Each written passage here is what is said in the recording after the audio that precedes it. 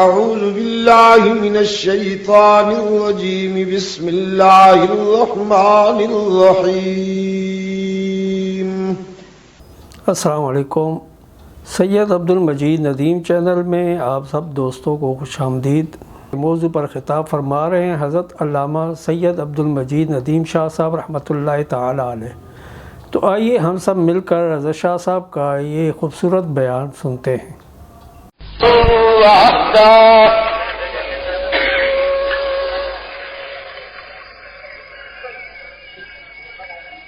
الذين هم مفاتيح الرحمة ومصابيح الهدى.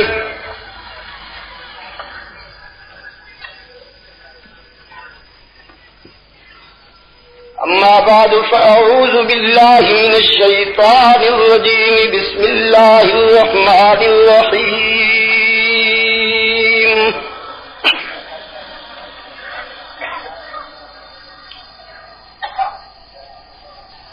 هو الذي أرسل رسوله بالهدى ودين الحق ليظهره على الدين كله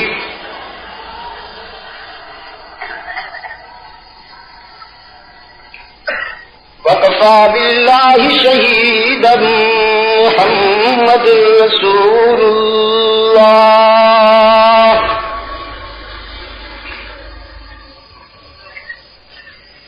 والذين معه أشداء على الكفار رحماء بينهم تراهم ركعا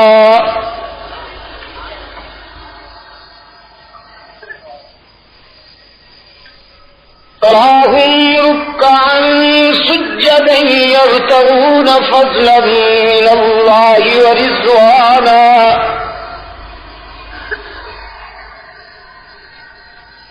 سيماهم في وجوههم من أثر السجود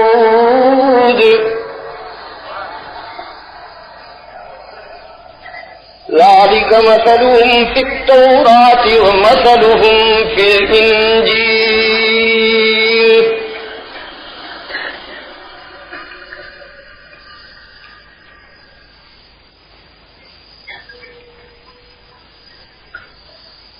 يا أيها الذين كفروا لا تعتذروا اليوم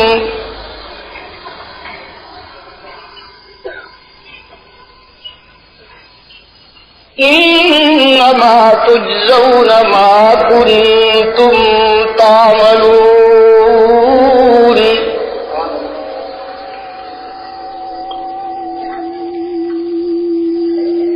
يا أيها الذين آمنوا توبوا إلى الله توبة نصوحا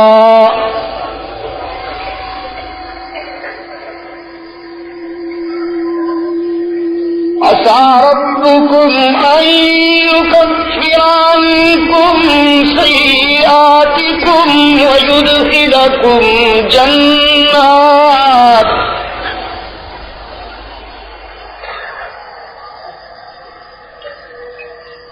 تجري من تحتها الأنهار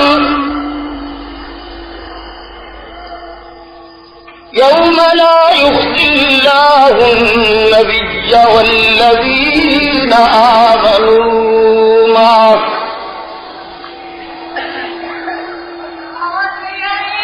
نورهم يسعى بين أيديهم وبأيمانهم يقولون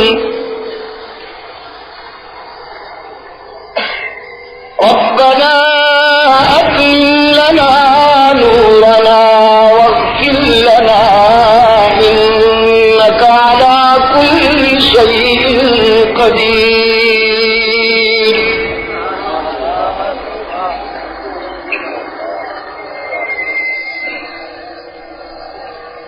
يا أيها النبي جاهد الكفار والمنافقين واغلظ عليهم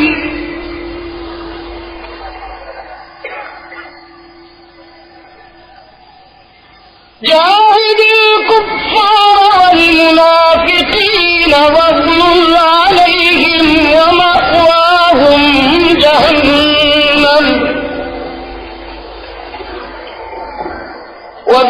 المصير صدق الله مولانا العظيم وصدق رسوله النبي الأمي الكريم ونحن على ذلك لمن الشاهدين والشاكرين والحمد لله رب العالمين.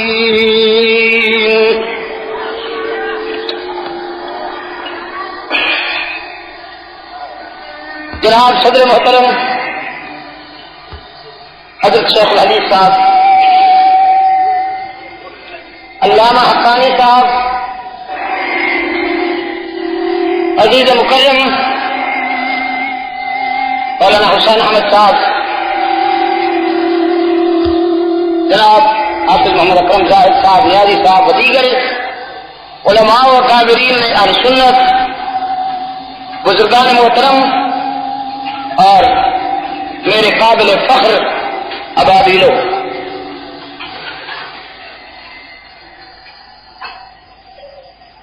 پونے 12 بج رہے ہیں رات کے اور میرے درد دل کا آغاز ہو رہا ہے. پرانی توتیوں نے، کمریوں نے، اندلیبوں نے، چمن والوں نے مل کر لوٹ لی قرض فراں میری. جلسے کا شباب لوٹ چکے ہیں میرے دوست، میرے رفقا. اب جلسے کا بڑھاپا شروع ہوا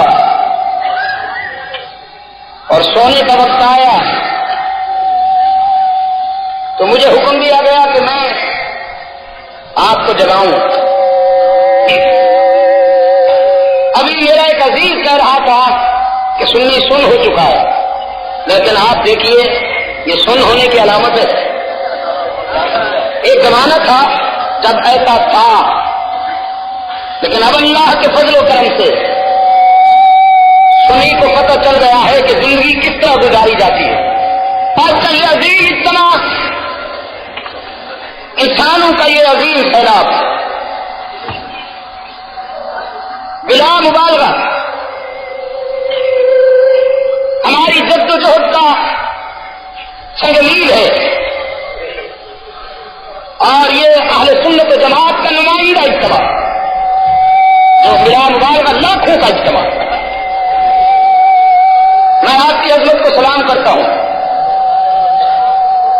مجھے آپ پہ فخر ہے. اللہ آپ کے اس جذبے کو، بیداری کو، شعور کو نظر بد سے بچاتے ہوئے اور بہت سی کامیابیاں نصیب فرمائے.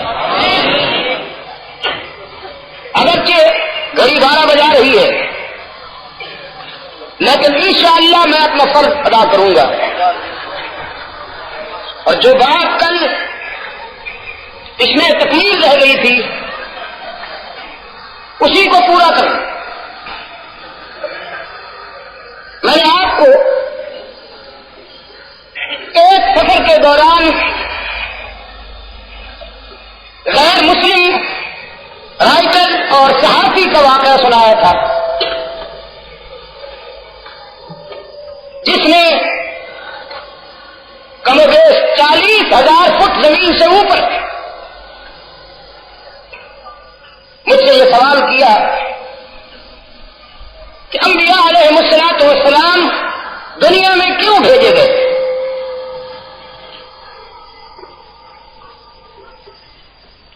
میں نے مختصر سا جواب دیا کہ انبیاء علیہ الصلوۃ والسلام دنیا میں اس لیے بھیجے گئے ہیں کہ وہ انسانیت کی تعمیر کریں.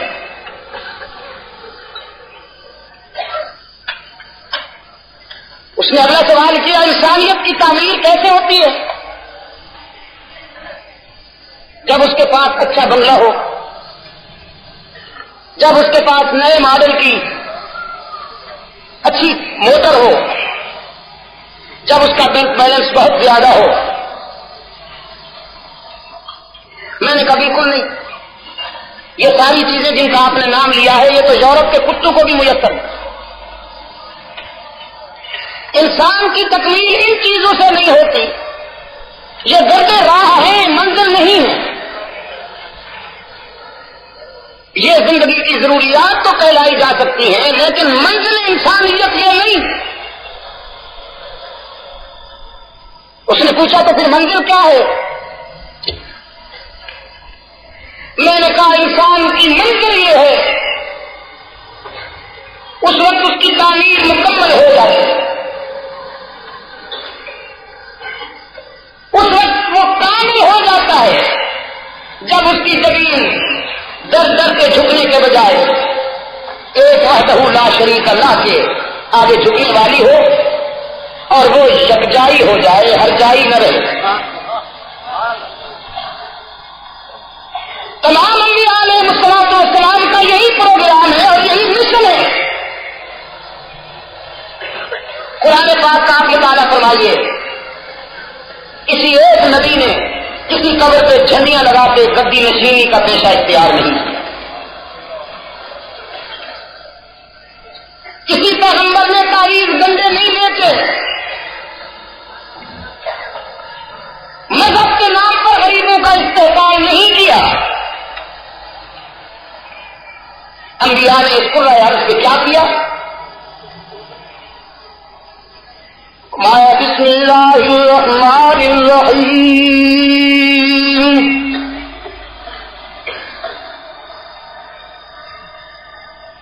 وَلَقَدْ أَرْسَلْنَا نُوحًا إِلَىٰ قَوْمِهِ فَقَالَ يَا قَوْمِ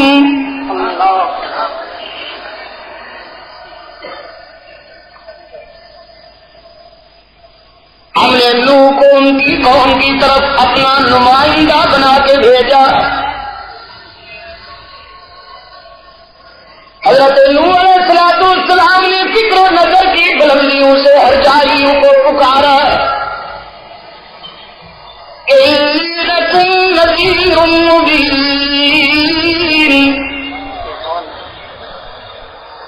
میں تمہارے لیے تنبیہ سنانے آیا ہوں،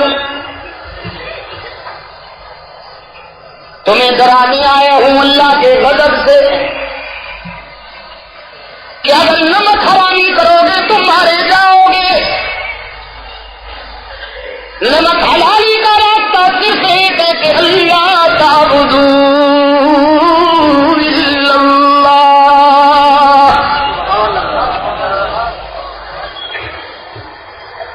عاجزی میں، زمین کی عاجزی اور نیاز مندی میں، سجدوں میں، پکارنے میں، درد دل بیان کرنے میں، ہر جگہ موجود سمجھنے میں، مشکل کشا سمجھنے میں، خدا کے ساتھ کسی اور کو شریک نہ بناؤ ورنہ مارے جاؤ گے۔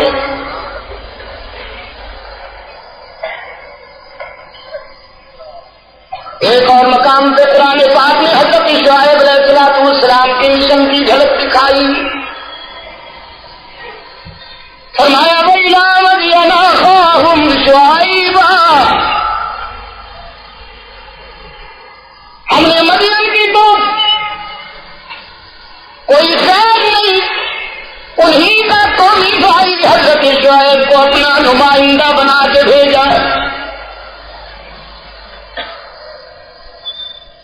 فقال يا قوم اعبدوا الله ما لكم من إله غيره،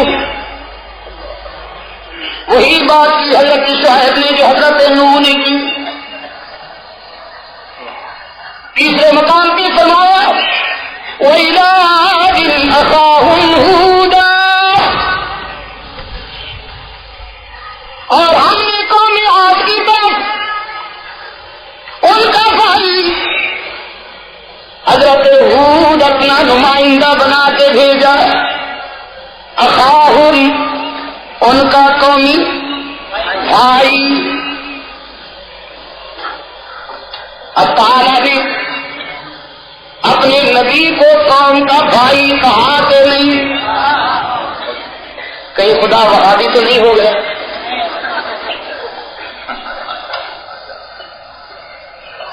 کہیں نبوت کی توہین تو نہیں ہو گئی؟ وہ بعض لوگ الرجک ہیں نا بھائی کہنے سے، کرنٹ لگتا ہے بیچاروں کو، دیکھو جی نبی کو بھائی کہہ دیا۔ میں نے کہا میلاد اکبری پر گزارا کرنے والوں، میر انیس کے مرثیے پہ گزارا کرنے والوں اور سیف الملوک کے جھومنے والوں، اے کاش تمہیں قرآن کا فہم نصیب ہو جاتا۔ نبی کو قوم کا بھائی کہنے کی اصطلاح سب سے پہلے حق تعالی نے استعمال فرمائی۔ وَإِلَىٰ عَادٍ أَخَاهُمْ هُودًا قَالَ يَا قَوْمِ اعْبُدُوا اللَّهَ مَا لَكُم مِّنْ إِلَٰهٍ غَيْرُهُ۔ وہی بات جو حضرت نوح علیہ السلام نے فرمائی، جو حضرت شعیب نے فرمائی، وہی بات حضرت ہود علیہ السلام نے فرمائی۔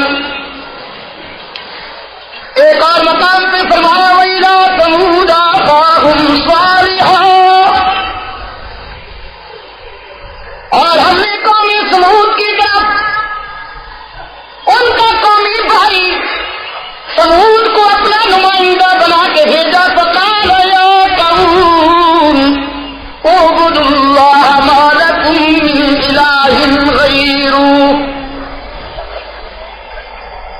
حضرت صالح علیہ السلام نے بھی یہی فرمایا، ہر جائی ہو یکجائی بن جاؤ، سجدوں میں خدا کے ساتھ کسی اور کو شریک نہ بناؤ، ہر جگہ موجود بھی خدا کے سوا کسی اور کو نہ سمجھو، دستگیر و کارساز بھی اللہ کے سوا کسی اور کو نہ سمجھو، مشکل کشا بھی خدا کے سوا کسی اور کو۔ قرآن پاک نے اس پانچویں مقام سے فرمایا، اب تعالیٰ نے اپنے معبود کو دعوت فکر دیتے ہوئے فرمایا وَاذْكُرْ فِي الْكِتَابِ إِبْرَاهِيمَ۔ میرے محبوب ذرا قرآن کے آئینے میں کبھی کبھی اپنے داد ابراہیم کا حسن بھی دیکھ لیا کیجیے کہ إِنَّهُ كَانَ صِدِّيقًا نَبِيًّا۔ ابراہیم ہمارا سچا دوست تھا۔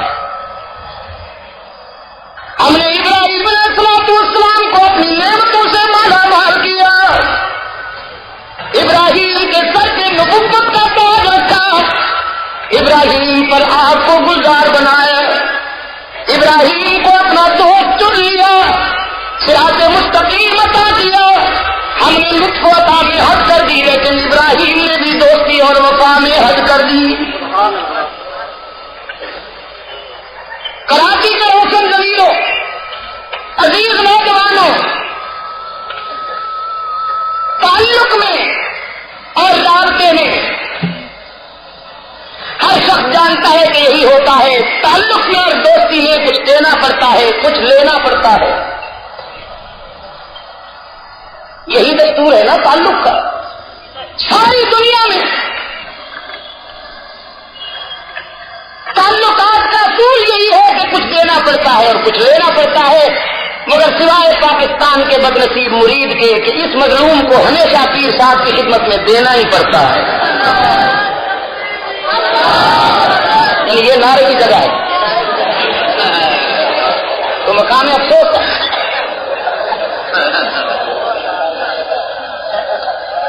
میرے عزیز دوستوں، یہ غم کیوں چلتا ہے؟ پیر صاحب فرماتے ہیں میں آؤں تو کیا دے گا، تو آئے گا تو کیا لائے گا۔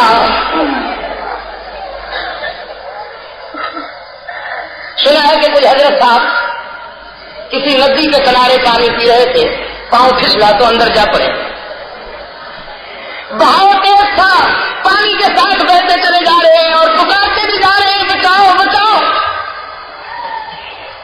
ایک آدمی بھاگتا ہوا آیا، اس نے کہا حضرت صاحب ہاتھ مجھے دیجیے۔ حضرت صاحب نے پہلے تو ہاتھ کیا، لیکن جب اس نے کہا ہاتھ مجھے دیجیے واپس کر لیا کہ دوں کیوں، دینا تو جانا ہی نہیں، جانتا ہی نہیں دینا۔ اس نے کہا مر جاؤ گے، ہاتھ دیجیے۔ ایک تو ہوتا آ گیا، اس بیچارے کو بھی سمجھ میں آ گئی کہ حضرت دینا جانتے نہیں ہیں، اس نے زور سے اور جلدی سے کہا میرا ہاتھ پکڑ لیجیے، دونوں ہاتھوں سے چمٹ گئے۔ ذوق ہی لینے کا ہے، اور لے لے کر ماشاءاللہ نظر بد سے خدا بچائے خاص قسم کا تیز بنتا ہے، سنبھالے نہیں جاتے۔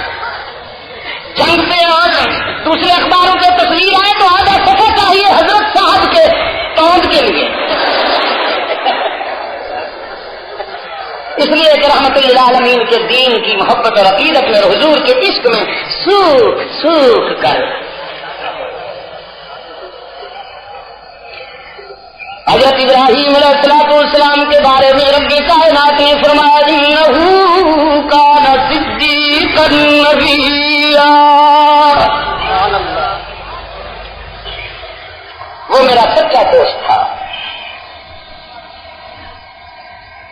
حضرت ابراہیم علیہ السلام نے مقام حج کر دی کہ نہیں؟ اگر اس کی مرضی ہوئی تو انگاروں میں کود گئے،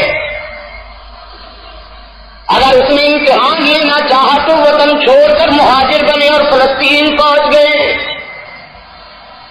جب اس نے چاہا تو بیوی بچے کو ویرانے میں بٹھا دیا، اور جب اسی کی منشا ہوئی تو لخت جگر کے گلے سے خنجر دی، لیکن اس سب سے پہلے اور قربانی تبلیغی سفر پہ جانے کا عزم اور سامنے باپ آ گیا، حضرت ابراہیم علیہ السلام کا باپ آزر، جانتے ہو نا کیا تھا؟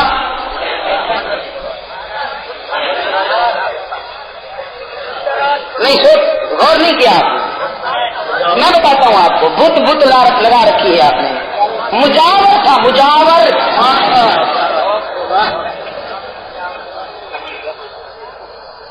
آپ کہیں یہ سمجھتے ہوں گے کہ مختلف سائز کے چھوٹے بڑے بت بنا، بالکل نہیں، سبھی ہی بناتا تھا۔ حضرت ابراہیم علیہ السلام نے دیکھا کہ قوم نے جلوس نکال رکھا ہے، کیا نکال رکھا ہے؟ اس قال ابراہیم لأبیہ وقومہ ما هذه التماثیل ما هذه الاصنام نہیں کہا، میرے عزیز طلباء بیٹھے ان کے چہروں سے علم کا نور ٹپک رہا ہے، اگر غلط کہوں تو پکڑ لیں، ما هذه الاصنام نہیں کہا، ما هذه التماثیل۔ حضرت ابراہیم علیہ السلام نے اپنے ہر جائی باپ اور ہر جائی قوم سے کہا یہ کیا شبیہیں اٹھائے پھرتے ہو؟ تماثیل کے معنی کیا؟ ماڈل تماثیل،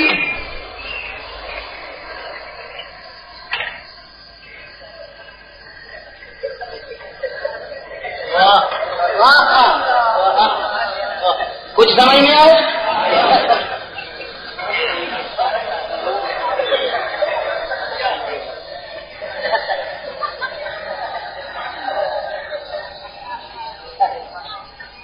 رنگ برنگے کاغذ لگا رکھے جاہلوں کو متاثر کرنے کے لیے، اور رنگین کپڑے چپکا رکھے، اور اٹھایا ہوا ہے اسے بین الاقوامی یتیموں نے۔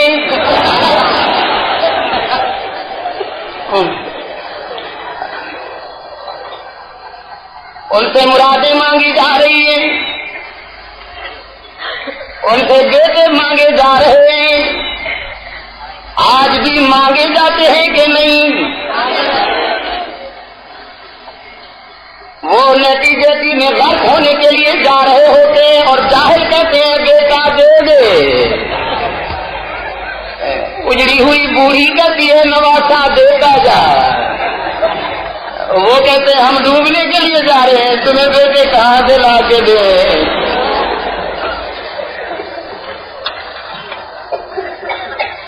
آپ نئے ہیں، کرتوت پرانے ہیں،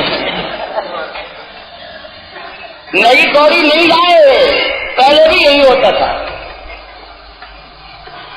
حضرت ابراہیم علیہ السلام کا باپ کون تھا؟ آزر، مجاور، آستانہ پرست جھنڈیوں پر گزارا کرنے والا ابراہیم علیہ السلام سے کہا بیٹا کہ تجھے کیا ہو گیا؟ تو بڑی کڑی باتیں کرتا ہے، تیرا بیان تو بڑا سخت ہوتا ہے، کسی کو مانتا ہی نہیں۔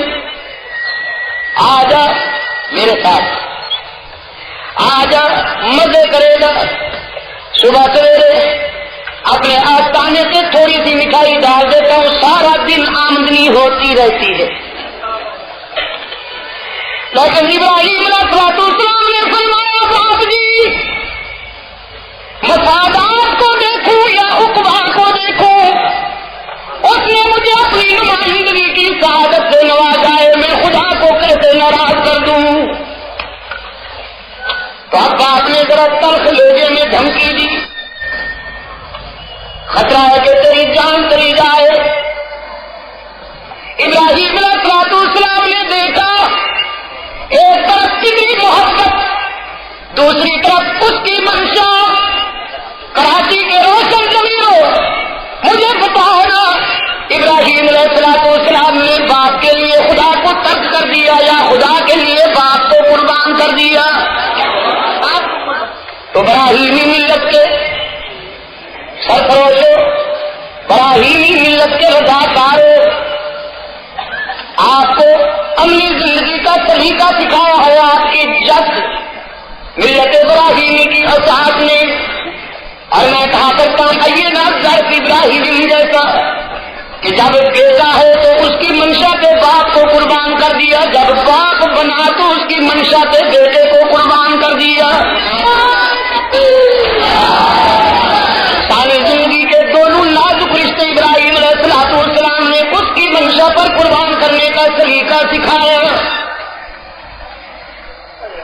باپ نے ترغیب و ترہیب کے لہجے میں ابراہیم علیہ السلام کو راہ حق سے ہٹانا چاہا کہ کیسی تقریر کرتے ہو آؤ دونوں مل کے کراچی میں مزہ کریں۔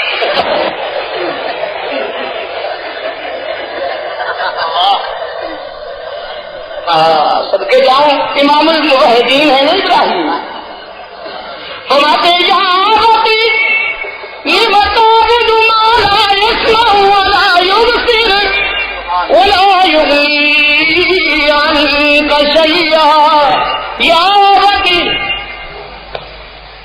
لا تعبد الشیطان ان الشیطان کان للرحمن عصیا۔ یا ربی انی قد جانی من العلم ما لم یاتک فاتبعنی اهدک صراطا سویا۔ آئیے میرے پیچھے میں آپ کو یکجائی بنا دوں، ہر جاہیوں کی ذلت، ہر جاہی قوم کی ذلت سے بچا کر تمہیں یکجاہی کر دوں۔ ابراہیم نے بھی وہی بات کہی جو انبیاء ماسبق کہتے رہے۔ اور اب کراچی والوں ایک اور تقریر بھی سن لو نبی کی۔ پیغمبر نے پتہ ہے کہاں تقریر کی؟ 20 فٹ اونچے اسٹیج پر نہیں، مجھے تو قریشی صاحب ہار پہ رہتے ہیں، اور پیغمبر نے جیل کی خلوتوں میں بیٹھ کر تقریر فرمائی، مجھے تو قریشی صاحب ہار پہ رہتے ہیں، اور پیغمبر نے جیل کی خلوتوں میں بیٹھ کر تقریر فرمائی۔ کون ہے؟ حضرت جیل میں بیٹھے، اور جیل میں بھی خدا سے التجا کر کے دے، التجا کی خدا بندہ مجھے جیل عطا کر۔ پتہ ہے کیوں؟ دیکھا کہ مصر کی اجڑی ہوئی نسوانیت سازشیں کر رہی ہے نبی کا دامن داغدار کرنے کے لیے۔ فرمایا ربی السجن احب الی مما یدعوننی الیہ۔ ربی میرے داتا گنج بخش غلط راستے کی طرف دعوت دیتی ہیں، غلاظت کی بوریاں، یہ گندگی کے ٹینک، آج یہ بدبو کے مجسمے میرے کردار کو داغدار بنانے کے لیے فیصلے کر رہی ہے۔ آزادی بہت اچھی شے ہے، لیکن جس آزادی میں انسان کا ضمیر اور کردار خطرے میں پڑ جائے پھر اس آزادی پر اہل نظر قید کو ترجیح دیا کرتے ہیں۔ حضرت یوسف علیہ السلام نے بھی خدا سے جیل مانگی، تو جیل جانا نبی کی راہ حق میں اگر اس سے بھی گزرنا پڑے تو مسنون ہے، لیکن اس کے لیے دل گردہ چاہیے بابو۔ ناز پر مردے تنہم نہ برد راہ گئی، ناز پر مردے تنہم نہ برد راہ گئی، آستی شیوائے زندہ نے بلا کشبہ سبھی۔ دل کرنا چاہیے اس کے لیے انبیاء کا، صحابہ کا، تابعین کا، دل کرنا چاہیے اس کے لیے احمد ابن حنبل کا، امام اعظم ابو حنیفہ کا، مجدد الثانی کا، شاہ ولی اللہ کا، شیخ الہند محمود الحسن کا، دل کرنا چاہیے اس کے لیے اسماعیل شہید کا، سید عطا اللہ شاہ بخاری کا، اور یا پھر دور حاضرہ کے مجدد حضرت مفکر اسلام مولانا مفتی محمود کا۔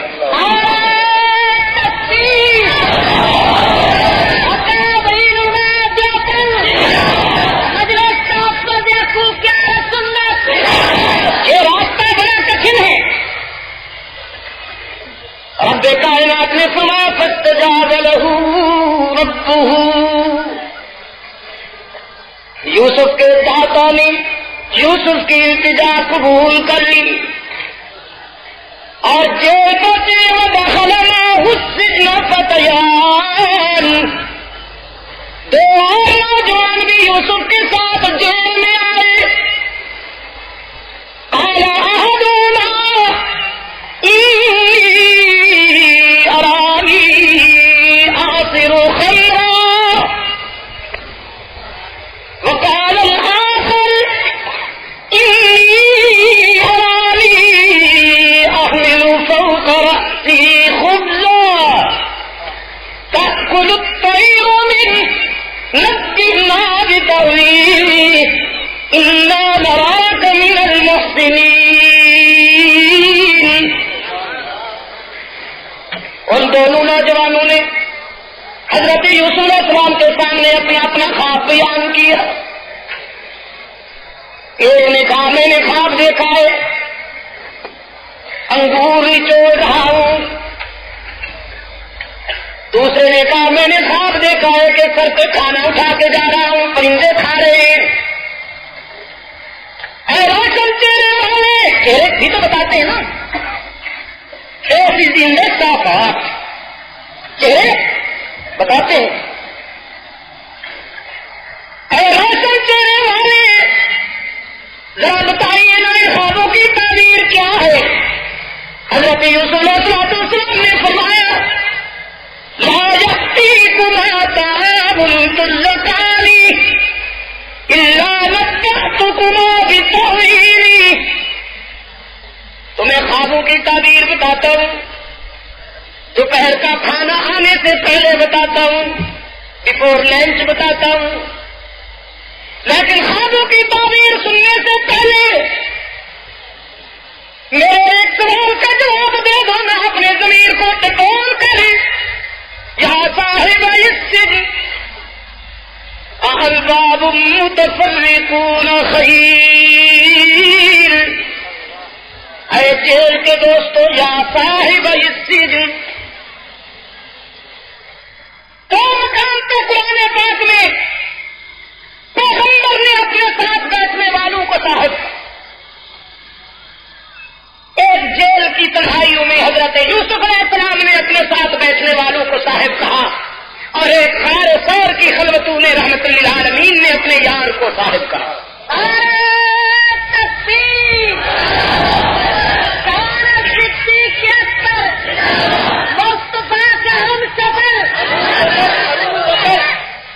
کیوں بھول گئے ہو؟ یہی تو موسم ہے، مصطفیٰ کا ہم سفر، جہاں میری نظر بھی نہیں پہنچ سکتی، میرے دوست اتنے دور ہیں، وہاں سے گونج اٹھے گا۔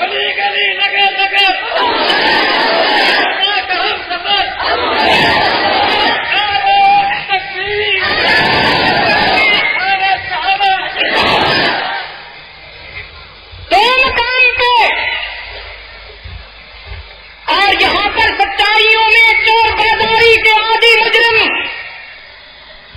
میرے بے خبر سنی کو یہ دھوکہ دیا کرتے ہیں کہ صاحب نبی ہونا صاحب ایمان ہونا تو نہیں۔ اگر صاحب نبی ہونا صاحب ایمان ہوتا تو حضرت یوسف علیہ السلام کے ساتھ جیل میں بیٹھے ہوئے دونوں نوجوان بھی مومن ہوتے۔ حالانکہ یہ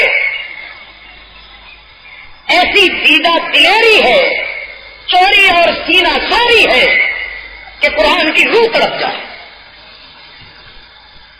جب حضرت یوسف علیہ السلام نے جیل میں اپنے ساتھ بیٹھے ہوں کو صاحب کہا تو یا صاحب یہ سجن کہا۔ اے جیل کے دوستو، لیکن جب غار ثور میں رحمت عالم صلی اللہ علیہ وسلم نے اپنے ساتھ بیٹھے ہوئے کو صاحب کہا تو صاحب الغار نہیں کہا، اس یقول لصاحب ہی فرمایا اے میرا دوست۔ حضرت یوسف علیہ السلام نے فرمایا جیل کے رفیع کو، اور رحمت عالم صلی اللہ علیہ وسلم نے ابو بکر سے کہا اے میرا رفیق۔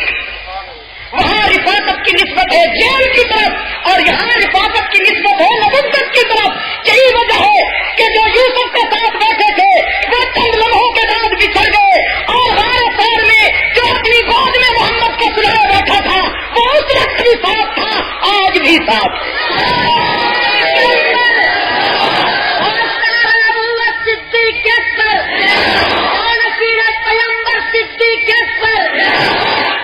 میرے عزیز دوستو،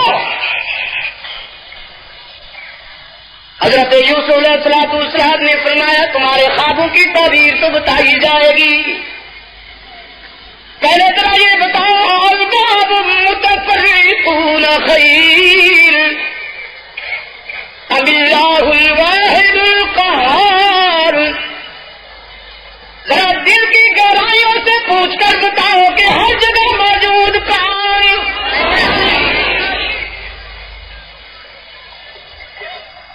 انسان کی جبین کے لیے حقیقی مسجود کون؟ الحمدللہ، خدا بندہ تیرا شکر کس زبان سے ادا کر؟ ہر جگہ موجود کون؟ مسجود، دستگیر، کارساز، سب کچھ جاننے والا، وعنده مفاتح الغیب لا یعلمها الا هو ویعلم ما فی البر والبحر وما تسقط من ورقة الا یعلمها ولا حبة فی ظلمات الارض ولا رطب ولا یابس الا فی کتاب مبین۔ قرآن کہتا ہے درخت سے گرنے والا پتا بھی اس کے علم سے دور نہیں، زمین سے اگنے والی کوپلیں اس کے علم سے دور نہیں۔ اور اقبال نے کیا کہا؟ بعض باتیں اقبال کی عجیب ہوتی کہ پالتا ہے بیج کو مٹی کی تاریکی میں کون، پالتا ہے بیج کو مٹی کی تاریکی میں کون، کون دریاؤں سے کون دریاؤں کی موجوں سے اٹھاتا ہے سحاب، یہ آسمان کے دامن میں رواں دواں بادلوں کے قافلے، جن میں پانی بھی ہے، جن میں آگ بھی ہے، جن میں سردی بھی ہے، جن میں گرمی بھی ہے، دنیا کی کسی طاقت سے کہیے کہ یہ متضاد چیزیں جمع کر کے دکھائیں، کس نے جمع کر دی؟ کسی پیر فقیر نے، کسی زلفوں والی سرکار نے۔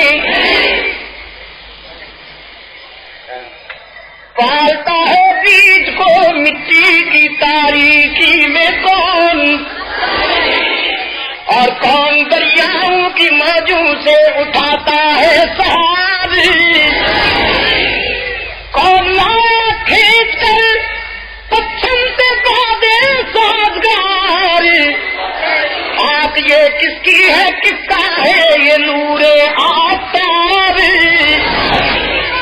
اور کس نے بھر دی موتیوں سے خوشائے گندم کی جیب، کس نے بھر دی موتیوں سے خوشائے گندم کی جیب، موسموں کو کس نے سکھلائی ہے خوئے انقلاب، کس نے، ذرا اونچی آواز سے کہیے تاکہ پرانے بیماروں کو شفائے کاملہ نصیب ہو جائے۔ حضرت یوسف علیہ السلام نے فرمایا خوابوں کی تعبیر پھر بتاؤں گا، پہلے مجھے یہ بتاؤ کہ ہر جگہ موجود کون ہے، انسانی زمین کے لیے حقیقی مسجود کون ہے، مشکلوں میں کام آنے والا، مشکل وہی حل کرتا ہے جس سے خود کبھی مشکل نہ آئے۔ سن لو کراچی والوں، دنیا کے کسی بھی کونے میں رہتے ہوئے مسلمانوں، سن لو کہ مشکلیں وہی حل کرتا ہے جسے خود کبھی مشکل، حاجت وہی پوری کرتا ہے جو خود حاجت مند، اور جو تیرے نذرانے کے انتظار کرتا ہے وہ تیری جیب کیسے بھرے گا؟ جو 40,000 میں بکتا تھا اب 1.5 لاکھ میں بکتا ہے، وہ مشکلیں کیسی حل کرے گا؟ وہ تو خود منگتا ہے، وہ تو خود گویا ہے بیچارہ۔ حاجت وہ پوری کرتا ہے جسے خود کوئی حاجت، وَهُوَ يُطْعِمُ وَلَا يُطْعَمُ، سب کو کھلاتا ہے خود کھانے سے پاک، سب کو اولاد دیتا ہے خود اولاد سے۔ ایک دوست سے پوچھا، بات سادے بھی بڑے عجیب ہوتے، میں نے کہا یہ بچہ آپ کا ہے؟ تو جی نہیں ہے وزیر، اللہ کا بچہ ہے جی ویسے صاحب ہے۔ میں اچھا ہوا یہ سادگی، وہ کہہ دیتے ہیں نا جی سب خدا کا مال ہے۔ میں نے پوچھا یہ آپ کا بیٹا ہے؟ کہتے جی بس خدا کا بیٹا ہے جی، بس دعا کریں اللہ اس کی عمر دراز کی۔ بعض اوقات سادگی میں، اور پھر اللہ تعالیٰ کی رحمت یہ ہے کہ وہ ایسی باتیں محسوس نہیں کرتا، سب کو اولاد دیتا ہے خود اولاد سے۔ یہب لمن یشاء اناثا، وہ جسے چاہے بیٹیاں دے، ویہب لمن یشاء الذکور، وہی جسے چاہے بیٹے عطا کرے۔ خدا بندہ تیرے در سے جہاں بیٹیاں ملی یا بیٹے، اگر ہمیں دونوں نعمتوں کی ضرورت ہو تو کہاں جائے، کس کی نظر مانے؟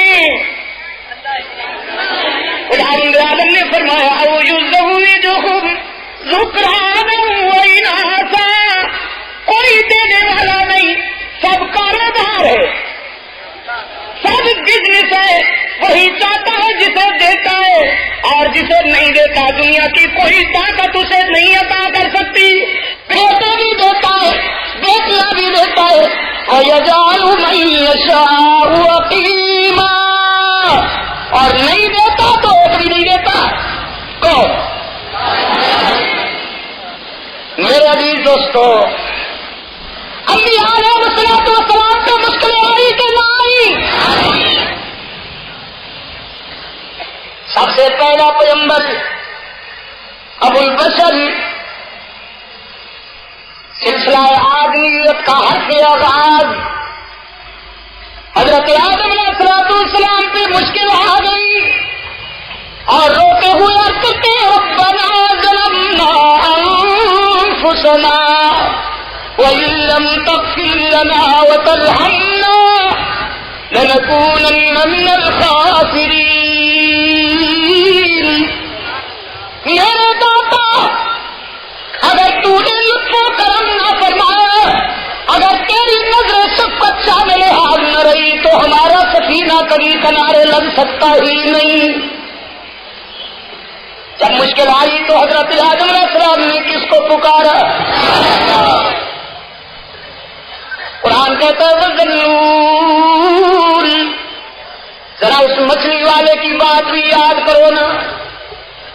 اِذْ ذَهَبَ مُغَاضِبًا فَظَنَّ أَن لَّن نَّقْدِرَ عَلَيْهِ فَنَادَىٰ فِي الظُّلُمَاتِ أَن لَّا إِلَٰهَ إِلَّا أَنتَ سُبْحَانَكَ إِنِّي كُنتُ مِنَ الظَّالِمِينَ.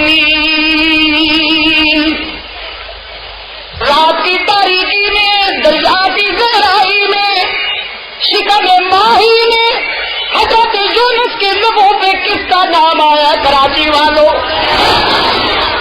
قرآن کہتا ہے لولا انہ کان من المسبحین، اگر میرا یونس اس مشکل میں مجھے یاد نہ کرتا، اگر یونس کی زبان پہ میرا نام نہ آتا، لَلَبِثَ فِي بَطْنِهِ إِلَىٰ يَوْمِ يُبْعَثُونَ، قیامت تک یونس وہی رہتا، میرے سوا کوئی یونس کی دستگیری نہ کر سکتا.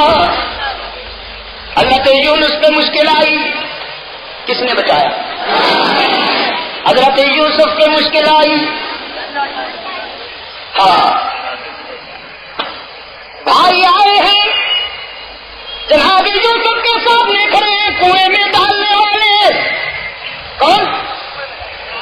وہ انہوں نے کنویں میں ڈال کے جلوس نکالا تھا. قرآن کہتے ہیں وَجَاءُوا أَبَاهُمْ عِشَاءً يَبْكُونَ. برادران یوسف نے شام غریبہ منائی اور علم اٹھا کے آئے ہیں اپنے باپ کے پاس. قالوا يا أبانا إنا ذهبنا نستبق وتركنا يوسف عند متاعنا فأكله الذئب وما أنت بمؤمن لنا ولو كنا صادقين. ترجمہ بھی کر دیا، سمجھ گئے؟ یا بالا ابا جان،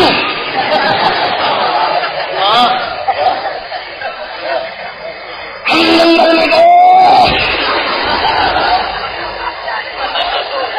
اور یوسف کو بٹھا دیا. یہ پنجاب کی کیوں ہے؟ اور اپنا سامان اسے دے دیا. میری آواز اور جو سب کو کھا گیا.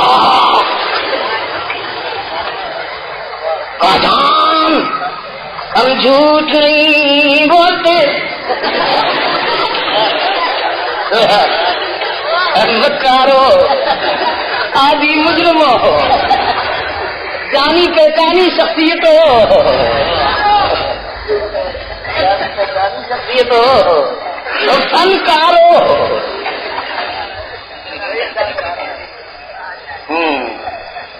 ہم جھوٹ نہیں بولتے. اور جلید یہ کرتا یوسف والا، اور یہ بھی پتا ہے کہ آپ ہماری بات کو نہیں مانیں گے، لیکن ہم لوگ بڑے سچے ہیں. اور راوی کہتا ہے، آواز آئی، راوی کہتا ہے آج راوی کا بیڑا غرق ہو جائے گا. دنیا بھر کا جھوٹ راوی کہتا ہے، نہ قرآن کہتا ہے، نہ سورہ بقرہ کہتی ہے، نہ سورہ مائدہ کہتی ہے، نہ سورہ انفال کہتی ہے. نہ سورہ یوسف کہتی ہے، نہ سورہ بنی اسرائیل کہتی ہے. راوی کہتا ہے. واٹ از دس راوی؟ ہوئی تھی. اور میں کہا کرتا ہوں راوی کے پیچھے جانے والوں، راوی کے بنیاد پر عقیدے کی عمارت استعمال کرنے والوں، راوی کی شان معلوم کرنی ہے اور پنجاب والوں سے معلوم کرو. راوی کے کنارے ایمان کی جھوپڑیاں ڈالنے والوں، پنجاب والوں سے پوچھو راوی کی شان. راوی جوش میں آتا ہے، بستیوں کی بستیاں بہا کے لے جاتا ہے. یہ پنجاب کا راوی ہے. اور جب تاریخ کا راوی جوش میں آتا ہے تو ایمان کے شہر برباد کر کے رکھ دیتا ہے. بنیاد راوی نہیں. پاکستان میں راوی کی بنیاد پر کسی مذہب کو نہیں کرنے دیا جائے گا. مذہب کو کرے گا جس کی بنیاد قرآن و سنت کی سماعتیں ہیں.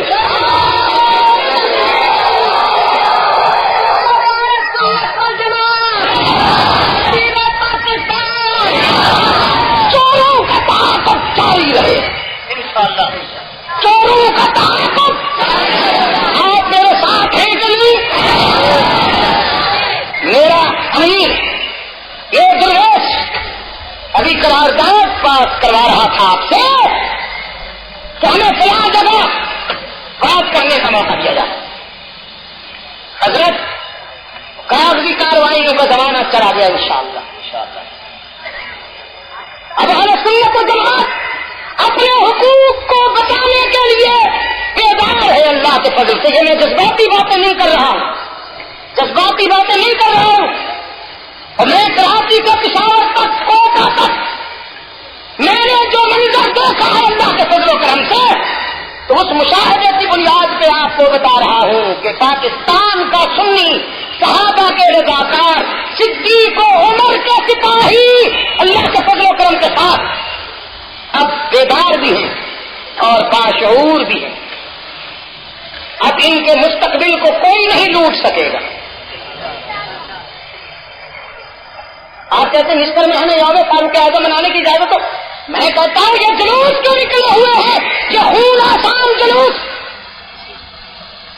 یہ مذہب کہاں ہے؟ میں دعوت دیتا ہوں پاکستان کے سپریم کورٹ میں مجھے بلایا جائے اور انہیں بھی بلایا جائے. چلیے پاکستان کے سپریم کورٹ میں مجھے بلایا جائے اور انہیں بھی بلایا جائے. یقین یہ جو کرتے ہیں بلایا جائے نہیں. اور کہاں اگر یہ عمل رسول سے، عمل اہل بیت سے، عمل ائمہ سے، چونکہ صدیق عمر عثمان تو ان کے لیے معیار نہیں، عمل رسول سے، عمل اہل بیت سے یا عمل ائمہ سے یہ ثابت کرتے ہیں کہ پیغمبر نے یا نبی کے گھر والوں نے، اہل بیت نے یا ائمہ کرام نے اس طرح خندے مارے تھے، جلوس نکالے تھے. میں آج اپنے آپ کو حوالہ کرتا ہوں ان کے کہ وہیں مجھے گولی مار دی جائے.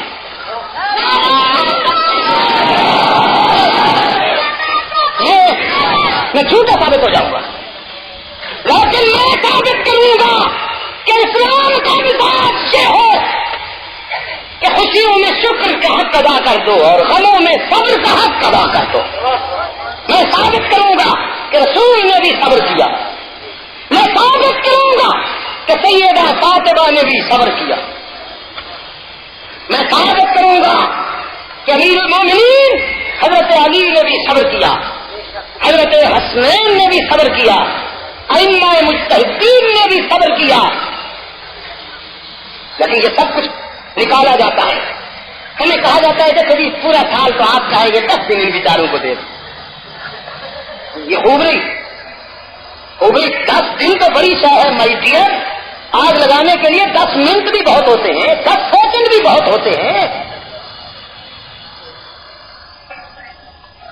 یہ دھاندلی نہیں چلے گی. چلے گی؟ یہ دھاندلی نہیں چلے گی. اگر یہ مذہب ہے اور میں یہ بات اس لیے نہیں کہہ رہا ہوں، سنیے، محرم آتا ہے، انتظامیہ حواس اڑ جاتے ہیں جیسے کوئی بہت بڑا فلڈ آ رہا ہو، 30 کمیٹیاں ادھر ادھر، میرے سنی بیچارے پولیس والے سارا دن بھوکے مرتے ہیں، کیوں؟ میں جانتا ہوں، میرے پاس آ کے وہ بیچارے ہوتے ہیں۔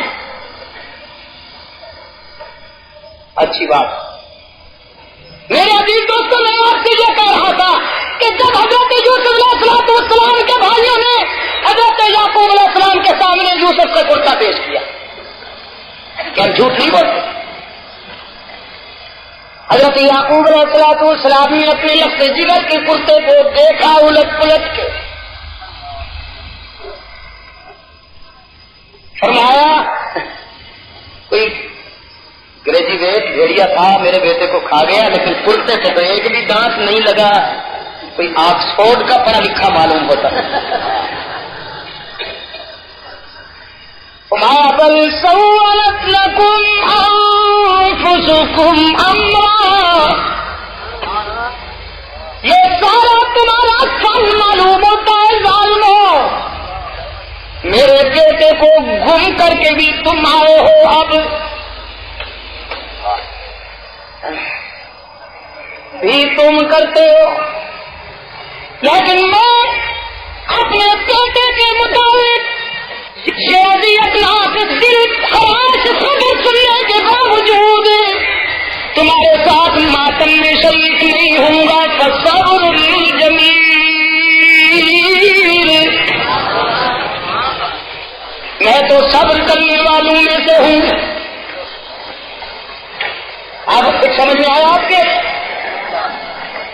جو مظلوم ہوتے ہیں وہ صبر کرتے ہیں، اور جو خود کنویں میں ڈالنے والے ظالم ہوتے ہیں وہ خون بچانے کے لیے۔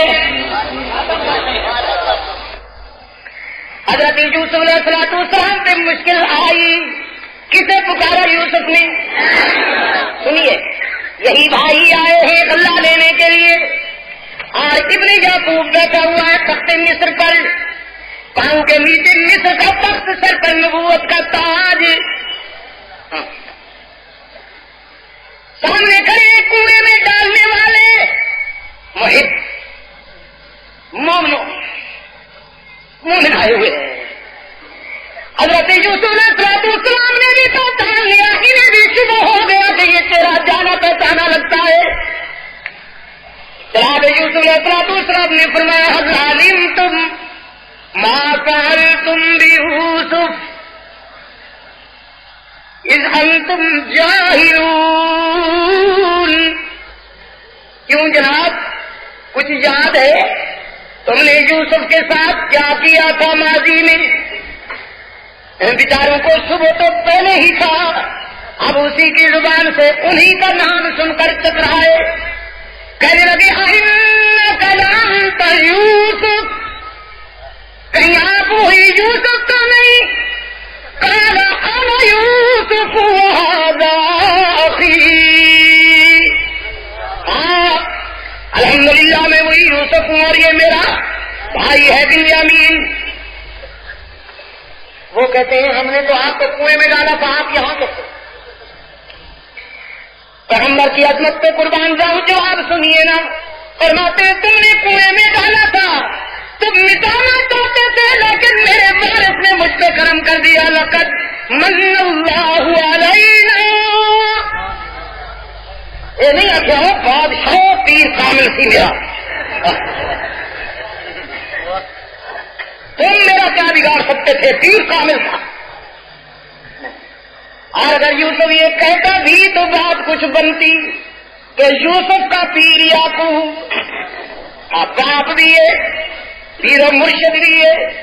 اگر یوسف اپنے باپ کا نام لیتا، اپنے دادے ابراہیم کا نام لیتا، اپنے دادے اسماعیل کا نام لیتا تو کوئی بات تو تھی، لیکن نہیں، لقد من اللہ علینا، فرمایا یہ میرے عظیم باپ دادا تو ہے، لیکن مشکلوں میں کام آنے والا اللہ کے سوا کوئی نہیں۔ کنویں میں بھی وہی بچاتا ہے، رزق بھی وہی دیتا ہے، مشکلیں بھی وہی حل کرتا ہے، انسان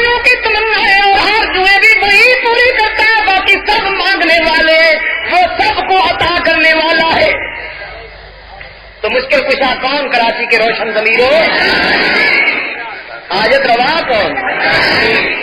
کارساز کون؟ ہر جگہ موجود کون؟ حضرت یوسف علیہ السلام نے پہلے ان سے یہ منوایا، پھر فرمایا سنو، اس نے یہ دیکھا تھا کہ میں انگور نچوڑ رہا ہوں، وہ آزاد ہو کر اپنے بادشاہ کے ہاں میں کھانے میں ساقی بننے والا ہے، اور جس نے یہ کہا تھا کہ میرے سر سے روٹیاں اٹھا کے جا رہے ہیں، پرندے کھا رہے ہیں، وہ مصلوب ہو جائے گا، وہ پھانسی چڑھنے والا ہے۔ وہ سوچتے ہیں دیکھو جی تو عالم غیب معلوم ہوتا ہے، آنے والی باتوں کی آج اطلاع دے دی۔ حضرت یوسف علیہ السلام نے فرمایا یہ باتیں جو میں تمہیں بتا رہا ہوں یہ علم غیب کی بات نہیں کہ میں علامہ الغیوب ہوں، یہ تو میں اسی علم کے ذریعے بتا رہا ہوں جو مجھے میرے اللہ نے عطا کیا۔ وہ کیا کہا جی؟ ذالکما مما علمنی ربی، یہ وہ باتیں جو مجھے میرے داتا نے سکھائی۔ علام الغیوب میں نہیں، علام الغیوب کون ہے؟ مجھے جو اس نے بتایا میں وہ تمہیں بتا رہا ہوں۔ حضرت یوسف علیہ السلام کبھی ہوئی اس مشن جو پہلے انبیاء کا ہے۔ اب آئیے موضوع کی طرف۔ 1 گھنٹے کے بعد سرکار دو عالم صلی اللہ علیہ وسلم نے بھی انسانوں کو ایک جائی بنایا، اور نبی کی تعلیمات کی جوانی تو دیکھیے، نبی کی محنت کا سبھاؤ تو دیکھیے کہ رسول کے مکتب کا ایک فیض یافتہ جس کا ذکر کل ہو رہا، بیت اللہ کا طواف کرتے ہوئے حجر اسود کے سامنے آ کر بوسہ دینے سے پہلے حجر اسود سے کہتے ہیں تجھے اچھی طرح جانتا ہوں کہ تو نفع بھی نہیں پہنچا سکتا، نقصان بھی نہیں پہنچا سکتا، تو بھی سن، کائنات ساری سنے کہ میں تجھے خدا یا مشکل کشا سمجھ کے نہیں بوسہ دے رہا، میں تو اس لیے تجھے بوسہ دیتا ہوں کہ میرے قائد نے تجھے بوسہ دیا صلی اللہ علیہ وسلم۔ اور کراچی کے دوستوں، یہی فاروق اعظم رضی اللہ تعالیٰ عنہ جنہوں نے خدا دیا کے سینے پر اس تاریخی درخت کو کاٹا جس کے نیچے پیغمبر اقدس صلی اللہ علیہ وسلم نے 1400 صحابہ سے حضرت عثمان کے بارے میں بیعت لی۔ 1400 صحابہ سے قرآن میں اس درخت کا ذکر آیا ہے، لقد رضی اللہ عن المؤمنین، ان ایمان والوں سے خدا راضی ہو گیا، اس یبایعونک تحت الشجرہ، جنہوں نے درخت کے سائے میں آپ کے ہاتھ پہ بیعت کی۔ اب آپ بتائیے وہ درخت کتنا مبارک ہو سکتا ہے جس کی چھاؤں میں رحمت للعالمین بیٹھے، جس کی چھاؤں میں صدیق اکبر، جس کی چھاؤں میں بادشاہ عدالت فاروق اعظم، جس کی چھاؤں میں بادشاہ ولایت حضرت علی المرتضیٰ، جس کی چھاؤں میں 1400 صحابہ بیٹھے ہوں۔ مجھے آپ بتائیے اس درخت کی عظمت کی کوئی حد ہے؟ پھر قرآن میں اس کا ذکر، لیکن فاروق اعظم کلہاڑا لے کے آئے اس درخت کو کاٹنے کے لیے۔ فرمایا مجھے بھی تجھ سے پیار ہے، تیرے ایک ایک پتے سے مجھے عقیدت ہے، لیکن آج میں تجھے کاٹ کر زمین میں دفن کرنے آیا ہوں۔ کیوں؟ اس لیے کہ میں نے سنا باپ قبیلے تیری زیارت کے لیے آنا شروع ہو گئے، مجھے پتا ہے کہ تیری زیارت کے لیے آنے والے آگے چل کے کہیں تجھے سجدہ نہ شروع کر دیں۔ میرے آقا نے انسانیت کو یکجائی بنایا تھا، کہیں پھر تیرے احترام اور محبت کی وجہ سے انسان ہر جائی نہ ہو جائے۔ اس درخت کو کاٹا، زمین میں دفن کیا، آج تک اس کا پتہ نہیں۔ کراچی کے حالہ نظر مجھے بتاؤ فاروق اعظم نے یہ اچھا کیا؟ لیکن یہ مجاور برادری اگر اس زمانے میں یہ ہوتے سب سے بڑا فتویٰ حضرت فاروق اعظم پہ لگتا۔ دیکھو جی توبہ توبہ، اتنا بڑا وہابی، ہوئے ہوئے ہوئے ہوئے اس درخت کو کاٹ دیا جس کے نیچے حضور بیٹھے تھے۔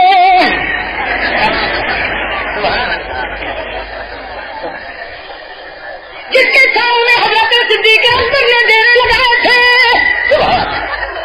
کاٹ دیا درخت کو. توبہ توبہ. میرے عزیز دوستوں، فاروق اعظم جو ہے تینی ذات کا مرکب اور ملی حمیت کا حوالہ، فاروق اعظم کی حضرتوں کا یہ عالم ہے کہ یہ مرد نر پیغمبر کے قدموں میں بیٹھ کر جب بولتا ہے تو اس کی گفتگو قرآن بن کے عرش بری سے اترتی ہے.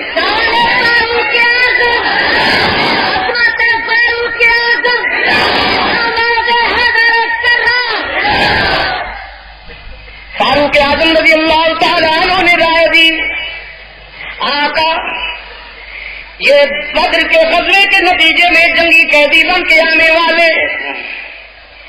انہیں ہمارے حوالے کر دیجیے، ہم ان کا سر قلم کر کے دنیا پہ بات ظاہر کر دیں گے کہ جو محمد کا نہیں وہ ہمارا بھی نہیں صلی اللہ علیہ وسلم. الف مرہ بعدد کل ذرہ.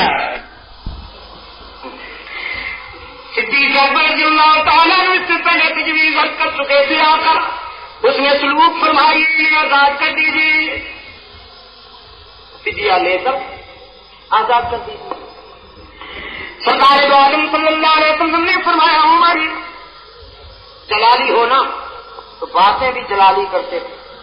اور میں نے ایک بات کہی تھی، شاید آپ کو یاد ہو کہ ابو بکر جو ہے فنا فی الرسول ہیں اور فاروق اعظم کیا ہے؟ فنا فی اللہ ہے. اس لیے صدیق مرکز جمال ہیں، فاروق مرکز جلال ہے. نسبتوں کا اثر ہے نا، وہ چونکہ رسالت کے حسن میں فنا ہے تو وہاں جمال ہی جمال ہے. اور یہ فنا فی اللہ ہے. پریکٹیکل اگر آپ نے دیکھنا ہو تو حج کے موقع پہ مدینے والوں کو بھی دیکھ لیجیے گا، مکے والوں کو بھی دیکھ لیجیے. مدینہ والوں کے بول بھی ایسے معلوم ہوتا ہے جیسے پھول پھل رہے ہیں، ان کا غصہ بھی پیارا ہوتا ہے. لیکن مکہ میں ذرا قدم تو رکھیے، وہاں مرکز جلال ہے. کسی سے بات کیجیے، اللہ ہو ٹھیک ہے، اللہ ہو بتاؤ کوئی ہے پوچھنے والا سے. میرے عزیز دوستوں، سرکار دو عالم صلی اللہ علیہ وسلم نے فرمایا جلالی ہو نہ باتیں بھی جلالی کرتے ہو. مجھے ابو بکر کی تجویز پسند آئی، میں انہیں آزاد کرتا ہوں. عرش بری سے قرآن آیا، ما كان لنبي أن يكون له أسرى حتى يثخن في الأرض. میرے پیغمبر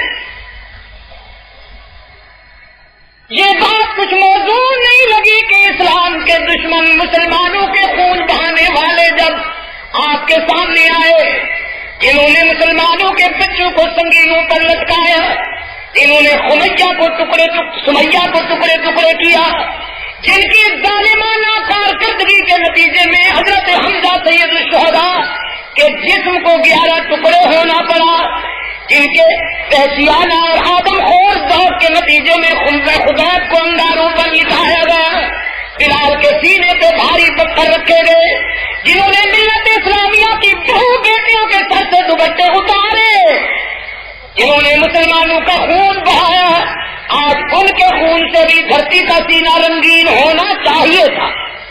اگرچہ آپ نے آزاد کر دیا، لیکن میرے محبوب مجھے تیرے عمر کی غیرت سے اتفاق ہے. فاروق اعظم رضی اللہ تعالیٰ عنہ نے تجویز عرض کی، اللہ کے رسول میری غیرت کا تقاضا ہے کہ آج کے بعد پیغمبر کی گھر والیاں بے پردہ ہو کے باہر نہ نکلا کریں. یہ غالباً 4 ہجری کا وقت جب پردہ فرض اب ہے. شاباش. اگر سعودی عربیہ میں تم بیٹھے ہوتے اور یہی کہتے نا نہیں ہے، سب کا گلا اڑ جاتا. وہ کہتے قرآن کا انکار کرتے. امن، آپ نے بھی ٹھیک کہا کہ امن. میں نے اس دن اسلام آباد سے کہا بھائی ڈیئر، یہ بیگمات پردہ بھی کروائیے، یہ بھی اسلام ہے. یہ 3 من کی بیگمات کو آوارہ نہ چھوڑا کیجیے. میں نے اپنے دوستوں سے کہا، اب بھی کہتا ہوں کہ پردہ بھی اسلام ہے، اسلام ہے. اس پہ عمل کیجیے تاکہ آپ کی عزت بچی رہے. آپ بہت سمجھدار ہوں گے، آپ کو اللہ نے بڑا ذہن دیا ہے، لیکن رسول کا حکم اور صحابہ کے عمل اور اللہ کے فرمان کے مقابلے میں ہماری عقل کیا ہے اور ہماری صحت کیا ہے. جو خدا کا حکم آیا نبی نے اس پہ عمل کیا، صحابہ نے اس پہ عمل کیا، دین وہی ہے. فاروق اعظم رضی اللہ تعالیٰ عنہ نے عرض کیا اللہ کے رسول، میں چاہتا ہوں کہ آج کے بعد پیغمبر کی گھر والیاں بے پردہ ہو کے گھروں سے باہر نہ نکلا کریں. رحمت عالم صلی اللہ علیہ وسلم نے فرمایا عمر چاہتا تو میں بھی ہوں. فاروق اعظم نے فرمایا جب آپ بھی یہی چاہتے ہیں تو حضور آج سے عمل کر دیجیے. سرکار دو عالم صلی اللہ علیہ وسلم نے فرمایا عمر آپ کی تجویز اور میری چاہت کے باوجود عمل اس وقت تک نہیں ہو سکتا جب تک عرش بری سے حکم نہ آ جائے. قانون صاحب عبارہ فرش پر نہیں عرش پر. رب العالمین نے فرمایا یا یوحنا قل ازواجک وبناتک ونساء المؤمنین، میرے محبوب حکم سنا دیجیے اپنی گھر والیوں کو، حکم سنا دیجیے اپنی وبناتک اپنی بیٹیوں کو، بیٹی نا بیٹیوں کو. جب پیغمبر کی بیٹیوں کا ذکر آیا خدا نے ایک کا نام لیا یا سب کا ذکر کیا؟ تو حضرات علماء کرام خدا رات جمعہ کے خطبے میں چاروں بیٹیوں کا نام لیا کیجئے، حضور کی چاروں بیٹیوں کا نام لیا کیجئے. آپ صرف ایک بیٹی کا نام لے کر زینب رقیہ اور ام کلثوم کا دل دکھاتے ہیں کہ نہیں؟ اگر حشر میں ان تینوں نے استغاثہ کر دیا اپنے ابا حضور کے سامنے کہ منافق تو انکار کرتے تھے ہمارا، وہ تو ہمیں آپ کی بیٹی نہیں مانتے تھے، لیکن اپنوں نے بھی جمعہ کے خطبے میں ہمارا نام خارج کر دیا تھا، تو سوچ لو نبی کے سامنے کیا جواب دو گے. چاروں بیٹیوں کا نام خطبہ میں آنا چاہیے کہ نہیں؟ آپ سے پوچھتا ہوں، یہ نام آپ ان سے دلوائیں گے؟ علماء کرام سے میں کہہ رہا ہوں، ورنہ ان بیچاروں کے ہاتھ میں کیا ہے؟ سب کچھ تو حضرت صاحب بیٹھے ہوئے مقتدی انتظامیہ کمیٹی. میں کہا کرتا ہوں فرش و عرش کے بیچ میں اس وقت مولوی سے زیادہ شاید کوئی مظلوم نہ ہو جائے. فیکٹری کا کوئی مزدور بھی اگر نکالا جائے تو اس کے پیچھے کوئی لوگ نام لینے والے ہیں، لیکن ایک مولوی ہی ہے بیچارہ. وہ شاہ جی فرمایا کرتے تھے سب کا خدا ایک ہے، لیکن امام بیچارے کے محلے میں کئی خدا ہوتے ہیں. جو جس کے باپ دادے نے بھی کبھی خدا کے سامنے سجدہ نہ کیا ہو، مولوی پہ شیر ہے جی میں بھی سمجھا دینا مسجد میں ہوا کرو. وہ مولانا صاحب سے حکم ہوا 6 مہینے تک تنخواہ نہیں دی مولانا. 6 مہینے کے بعد اکتا دے مولانا. آخر بشری ضروریات ہوتی ہے، انسانی ضروریات ہوتی ہے. مولانا نے کہا خدا کا خوف کرو، 6 مہینے سے تم نے میری تنخواہ روک رکھی ہے، میں بال بچوں والا آدمی ہوں، مجھے ضرورت پڑتی ہے، تنخواہ دو نا. انتظامیہ کمیٹی والا کوئی بہت چالاک تھا، کہنے لگا مولانا کیونکہ فن نہیں ہے، کمی ہے، اور قرآن پاک میں وہ آیت آئی ہے نا ان اللہ مع الصابرین، تو بس آپ صبر کریں. اگر قرآن پہ آپ عمل نہیں کریں گے تو ہم کیسے کر سکتے ہیں؟ ہم تو گناہگار ہوتے ہیں. یہ ایسی آیتیں بڑی یاد ہوتی ہیں. پوچھا نا صاحب کچھ قرآن یاد کیا ہے؟ اگر آپ مسلمان ہیں میں کہا جی بہت قرآن یاد کیا ہے. قرآن پاک میں ایک جگہ آتا ہے کلو وشربو، کھاؤ پیو بس مزے کرو. یہ مجھے آتی ہے، یہ آیت آتی ہے مجھے. ایک جگہ قرآن پاک میں آئے ہیں لا تقربوا الصلاۃ، بھول کے بھی کبھی نماز کے قریب نہ جانا، یہ بھی مجھے آتی ہے. اور ایک جگہ قرآن پاک میں آیا ہے فانکحوا ما طاب لکم من النساء مثنی وثلاث ورباع، بس جس طرح تمہارا جی چاہے 2 2 3 3 4 4 نکاح کرو. اس نے کہا بس یہ آیت بھی مجھے آتی ہے اور خوب عمل کر رہا ہوں. مولانا سے کہا بھائی اللہ مع الصابرین پر آپ عمل کریں. اگر علماء لوگ عمل نہیں کریں گے تو پھر ہم تو گناہگار ہو گئے، دنیا دار ہو گئے. مولانا بھی کوئی بہت ہوشیار تھے. مسلمانوں نے تیاری کر لی، سامان سمیٹ لیا. اس دن کی آخری نماز پڑھانے کے بعد مغرب کے بعد سامان اٹھایا. مقتدیوں سے کہنے لگے میں تو قرآن کے آیت پہ عمل کروں گا، صبر کر لوں گا. یہ 6 مہینے جو میں نے نمازیں پڑھائی تھیں وہ سب بے وضو پڑھائی تھیں، آپ ذرا دوہرا لیجیے. خدا آپ کو خوش رکھے. مولوی صاحب مظلوم جنس ان کے صدقے جاؤں بیچارے جو دور کھڑے اندھیرے میں. یہ میری متاعد ہے. اللہ آپ کی عظمتوں کو نظر بد سے بچائے. میرے عزیز دوستو، آج کے بعد یہ بھی وعدہ کرو کہ جمعے کے خطبے میں اپنے عالم سے، اپنے خطیب سے آپ درخواست کریں گے کہ حضرت چاروں بیٹیوں کا نام لیا کیجیے. اور حضرت سیدہ فاطمہ رضی اللہ عنہا سے پہلے حضرت زینب، حضرت رقیہ، حضرت ام کلثوم کا نام اتنی اونچی آواز سے اور ٹھہر کے لیا کیجیے کہ ہفتے کے بعد مسجد آنے والا تاجر بیچارہ سنی ذہن میں بٹھا کے جائے کہ حضور کی کوئی بیٹی زینب بھی ہے، حضور کی کوئی بیٹی رقیہ بھی ہے، حضور کی کوئی بیٹی ام کلثوم بھی ہے. علماء سے درخواست کرو، درخواست کہہ رہا ہوں، کہیں کچھ اور نہ سمجھ لینا. فرمایا کل ازواجک و بناتک، میرے محبوب اپنی گھر والیوں کو بھی کہہ دیجیے، اپنی بیٹیوں کو بھی. اور اب اس کی رحمت نے چاہا کہ فاروق اعظم کی تجویز کی روشنی قیامت تک امت کے ہر گھرانے میں پہنچے. رب العالمین نے فرمایا کل ازواجک و بناتک و نساء المؤمنین، اپنی بیویوں بیٹیوں کو اور امت کی ماؤں بہنوں بیویوں بیٹیوں کو میرا یہ حکم سنا دیجیے کہ جب انہیں گھر سے باہر جانا پڑے یدنین علیہن من جلابیبہن، اپنے چہرے چادروں سے ڈھانپ لیا کریں، اس لیے کہ ان کا بے پردہ ہو کے گھروں سے باہر نکلنا فرش پر تیرے عمر کی غیرت برداشت نہیں کرتی تو عرش پر تیرے خدا کی غیرت بھی برداشت نہیں کرتی. کراچی کے دوستوں، فاروق اعظم کی غیرت قرآن بن گئی کہ نہیں؟ التجا کی، اپنے آقا کے سامنے التجا کی کہ مقام ابراہیمی پر سجدہ کرنے کو جی چاہتا ہے، ابراہیم علیہ السلام کے سجدوں کی تقلید کرنے کو جی چاہتا ہے.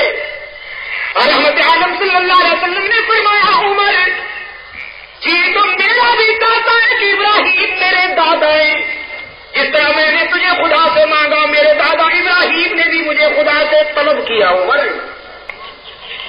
فاروق اعظم رضی اللہ تعالیٰ عنہ نے عرض کیا اللہ کے رسول آئیے، آپ مقتدی، آپ امام بن جائیے، میں اقتدا کرتا ہوں، مل کے یہاں نمازیں لگا کریں. اللہ کے رسول صلی اللہ علیہ وسلم نے فرمایا عمر خدا کے گھر کے سامنے مقام ابراہیمی پر خدا کو سجدہ بھی اس وقت تک ہم نہیں کر سکتے جب تک اس کی طرف سے اجازت نہ آئے. سمجھا کچھ آپ نے؟ خدا کے گھر کے سامنے خدا کو پیغمبر سجدہ اس وقت تک مقام ابراہیمی پر نہیں کر سکتا جب تک اللہ کی طرف سے اجازت نہ آئے. اور یہاں کا فنکار کوئی اٹھتا ہے اپنی مرضی کا کلمہ بنا دیتا ہے، کوئی اٹھتا ہے وہ اپنی مرضی کا درود سلام بنا دیتا ہے، کوئی اٹھتا ہے وہ اپنی مرضی کی اذان بنا دیتا ہے. کیا حرج ہے؟ آخر بزرگ ہیں یہ بھی. خمینی کی کتاب میں نے دیکھی، اس میں لکھا تھا کہ اشہد ان امیر المومنین و امام المتقین وقاتل المشرکین علی ولی اللہ رسول اللہ علیہ وسلم جزء اذان نیس بڑے خوبت، بڑے خوبت ہے، بڑے خوبت. یہ کیا ہے؟ جزء اذان نیس بڑے خوبت. اصل مطلب یہ ہے کہ ٹریڈ مارک علیحدہ ہونا چاہیے. وہ اذان جو مسجد حرام کے میناروں سے گونج رہی ہے، وہ اذان جو صدیوں سے مسجد نبوی کے میناروں سے گونج رہی ہے، آپ مجھے بتائیے اذان بہت اچھی ہے یا یہ؟ کہا بات پتہ نہیں آپ کو کیا ہو گیا، آپ حضرت علی کو نہیں مانتے؟ ہمیں نام لینے دیجیے. ان کے بھائی آئے, انہوں نے کہا ہمیں بھی حضور کا نام لینے دیجیے. وہ بھائی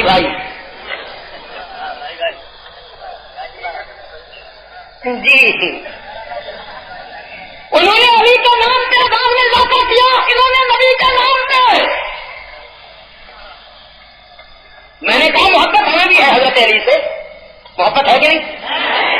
حضرت علی رضی اللہ عنہ کی محبت تو ہمارے ایمان کا جز ہے. ہمارا ایمان اس وقت تک مکمل ہی نہیں ہوتا جب تک حضرت علی کی محبت و عقیدت کے چراغ ہم دل کی روشنی میں نظر آئے. جو حضرت علی کو نہیں مانتا وہ کون ہے؟ ابھی کافر کس کو کہتے ہیں؟ وہ اپنے باپ کا ہی نہیں. کافر مفتی بنے بیٹھے ہو. جو حضرت علی کی عظمت کا قائل نہیں وہ باپ کا ہی نہیں. جو حسنین کی عظمت کو نہیں مانتا وہ اپنے باپ کا ہی نہیں. لیکن جو صدیق عمر عثمان اور معاویہ طلحہ زبیر اور عائشہ کو نہیں مانتا اس سے وہ حرامی بھی کوئی نہیں.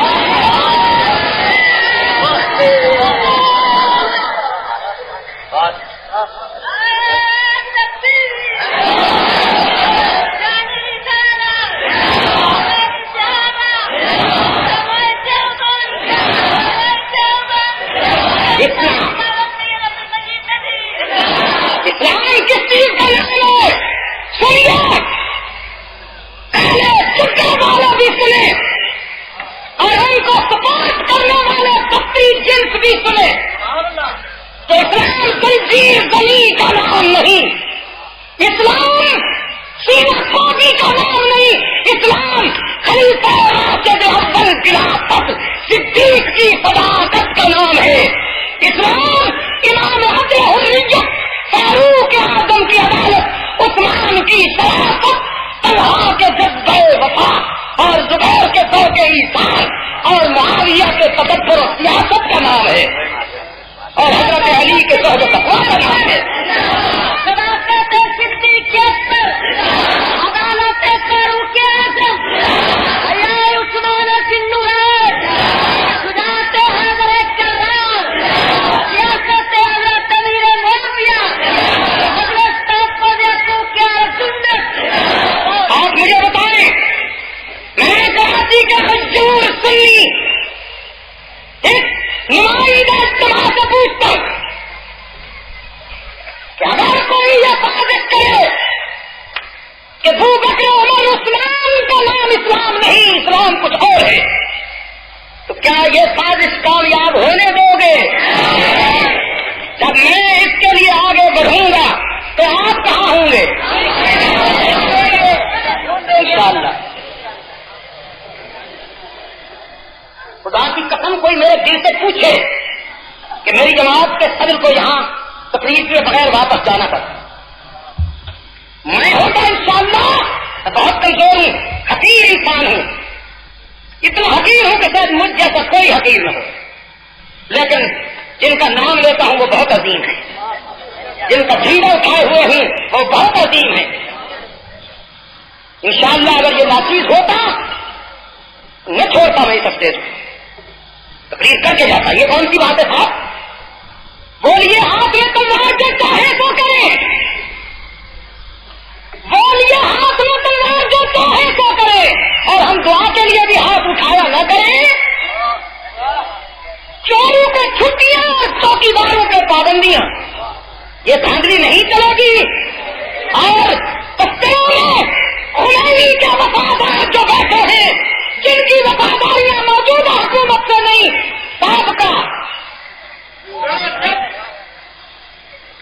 ہے, سابقہ غرور تھا نمود تھی ہٹو بچوں کی تھی صدا, غرور تھا نمود تھی ہٹو بچوں کی تھی صدا, غرور تھا نمود تھی ہٹو بچوں کی تھی صدا, اور آج تم سے کیا کہوں لحد کبھی پتا نہیں. اور اسی خاطر تو قتل آسکا سے منع کرتے تھے. دیوگی کا زمانہ طویل ہو گیا نا, ہم کہا کرتے تھے ڈاکٹر نذیر مرحوم کو نہ ستاؤ، ہم نے کہا تھا کہ خواجہ رفیق کا خون نہ بہاؤ، ہم نے کہا تھا کہ بلوچستان کے چاند جیسے نوجوان سید زادہ شمس الدین کو ذبح نہ کرو، لیکن اب من ظالم ظلم، اور اب یوں پھر رہے ہو یوسف بے کارواں بن کر۔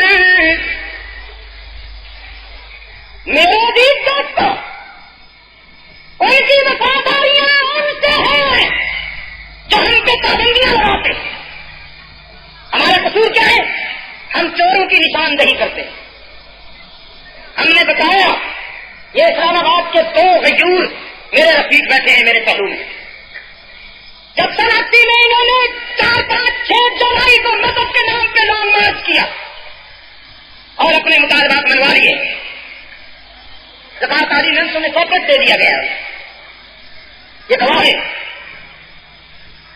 اس ناچیز نے وہاں پہنچ کر مجلس تحفظ حقوق اہل سنت و جماعت کے پلیٹ فارم سے ہم نے کہا خدا ہے، جس قوم کا رسول ہے، جس قوم کی کتاب ہے، جس قوم کے صحابہ ہے، اس قوم کا زکوٰۃ کا قانون بھی ایک ہوگا، اور اپنے مطالبات منوا لیے۔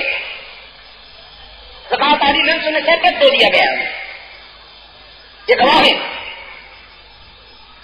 اس ناچیز نے وہاں پہنچ کر مجلس تحفظ حقوق اہل سنت و جماعت کے پلیٹ فارم سے ہم نے کہا خدا ہے، جس قوم کا رسول ہے، جس قوم کی کتاب ہے، جس قوم کے صحابہ ہے، اس قوم کا زکوٰۃ کا قانون بھی ایک ہوگا،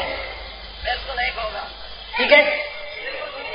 اور میں نے کہا کہ اگر مطالبات منوانے کا یہی طریقہ تمہارے نزدیک پسندیدہ ہے کہ جو اس طرح آئے گا اس کی بات سنی جائے گی، تو پھر وہ 1.5 لاکھ جمع ہوئے ہیں، انشاءاللہ اہل سنت فاروق اعظم کے رضا کا 1.5 کروڑ جمع ہو کر دکھائیں گے۔ جو مجھ پہ پابندیاں شروع ہوئی، ایک پابندی اس کی مدت ختم نہیں ہوئی، دوسری پابندی اس کی مدت ختم نہیں ہوئی، تیسری پابندی اس کی مدت ختم نہیں ہوئی، چوتھی پابندی۔ میں جہاں جاؤں میرے پیچھے 3، 4 وہ لگے رہے۔ ریل سے میں سفر کر رہا تھا، اٹک جانا تھا، وہ بیچارہ میرے پیچھے لگا تھا صحیح وقت سے، چلتا رہا، ایک جگہ آتی ہے کلیاں، اس راستے سے میں سفر کر رہا ہوں، وہاں آ کے کہنے لگا مولوی صاحب اس مصیبت پایا ہوئے نے، میرے کو پیسے بھی ختم ہو گئے، ذرا کھانا تک پہنچ۔ میں کہ حضرت آپ کا تعارف، آپ ہیں کون؟ کہنے لگا بس انٹیلیجنس کا آدمی ہوں، آپ کے پیچھے لگا دیا گیا ہوں کہ یہ جہاں جائے، جس سے ملے، جو بات کرے سب نوٹ کرو۔ ان بیچاروں پہ بھی مصیبت آ گئی۔ ہم نے وہاں اس لیے جمع ہونا تھا کہ پاکستان میں تحریری قوتوں کو ہم یہ بتانا چاہتے ہیں کہ اس ملک کے امن و امان کے خلاف کوئی قدم کامیاب نہیں ہونے دیا جائے۔ اگر ہماری وہ بات مان لی جاتی تو بات کی جو تحریری کارروائیاں سامنے آئی ہیں شاید وہ نہ آ سکتی، لیکن ہم سے پابندیاں لگائی گئی اور ان کو کھلی چھٹی دے دی گئی۔ آج میرے قرآن پہ پابندی ہے، مولانا کی اخبار رسول سے معمور تقریر پہ پابندی ہے، لیکن ان کی حفاظت کے لیے ذرا صبح دیکھنا صحیح، کتنے اچھے لگتے ہیں، وہ پہنی ہوئی ہوتی ہے، وہ بیچارے اٹھائی ہوتی ہیں 20-20 کلو کی بندوقیں، اور بیچارے بس یتیموں کی طرح ساتھ چلتے ہیں، کیا کریں۔ میرے عزیز دوستو، جن لوگوں نے مدینہ منورہ کی مسجد سے بلند ہونے والے اذان کے مقابلے میں کوئی دوسری اذان گھڑ لی، آپ مجھے بتائیے وہ پیغمبر کے دوست ہو سکتے ہیں؟ نبی کا غلام وہ ہے جو اذان وہی دے جو مسجد نبوی کے میناروں سے بلند ہو رہی تھی، بلند ہو رہی ہے، اور انشاءاللہ قیامت تک ہوتی رہے گی۔ یہ بیچاری محنتیاں یہ جو کہتی پھرتے ہیں وہ بتائے گا کہ ہم مدینہ کو کافی فتح کریں گے، آواز میں کیا کھن کرا جیسا، کسی کو دیکھو تو وہ سنتو کا حال لگتا ہے، اور یہ حضرت جو ہے آواز میں کھن کرب دیکھی، ایک ایک اور صاحب ہے پورے 6.5 فٹ کے شکیل اور اپنی کلی پوری کرنے کے لیے اتنا بڑا وہ رکھا ہوا.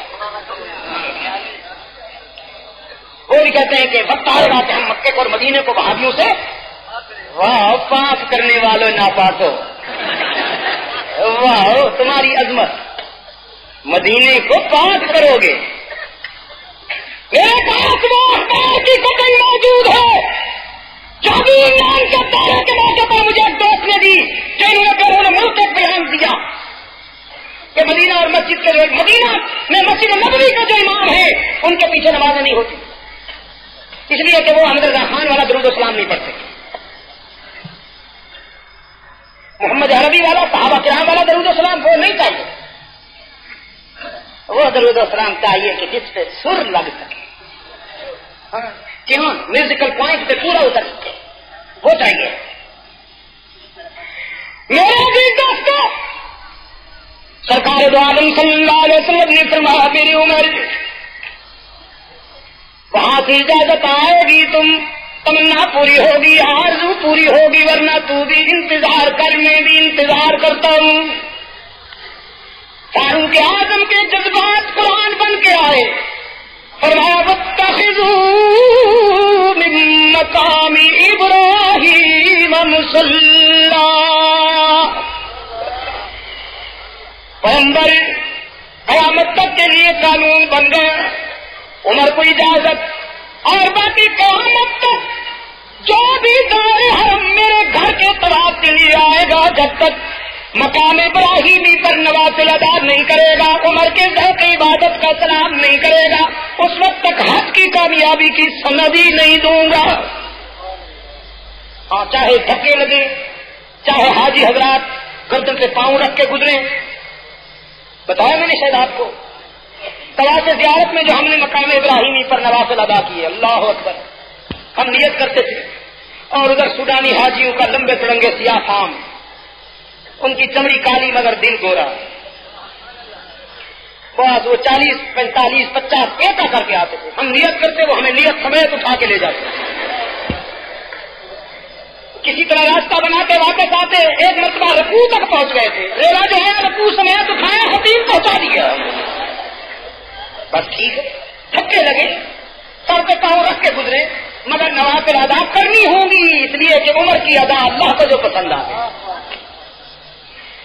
کوئی بیمار ہو یا ناتوان، کوئی چل سکے یا نہیں، لیکن حضرت حاجرہ جہاں توڑی تھی وہاں خدا کو حاجرہ کی ادائیں اتنی پسند آ گئی کہ قیامت تک انسانیت صحیح کرے گی.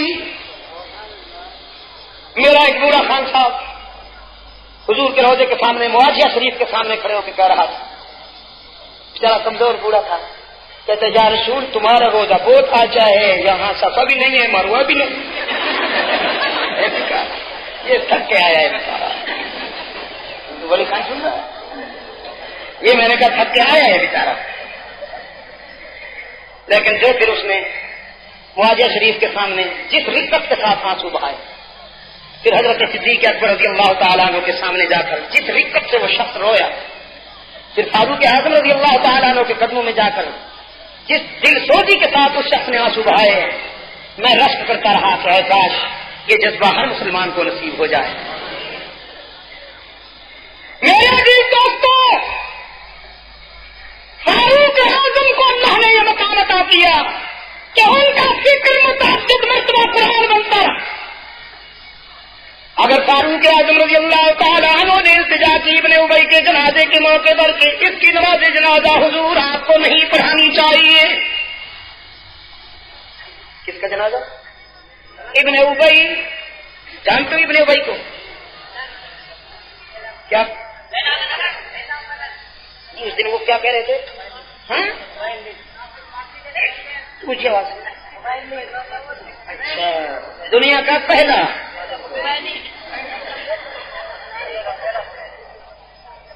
مجھ سے کاٹ لائن میں سیرت کانفرنس کے اختتام پر ایک بوڑھا انگریز آیا.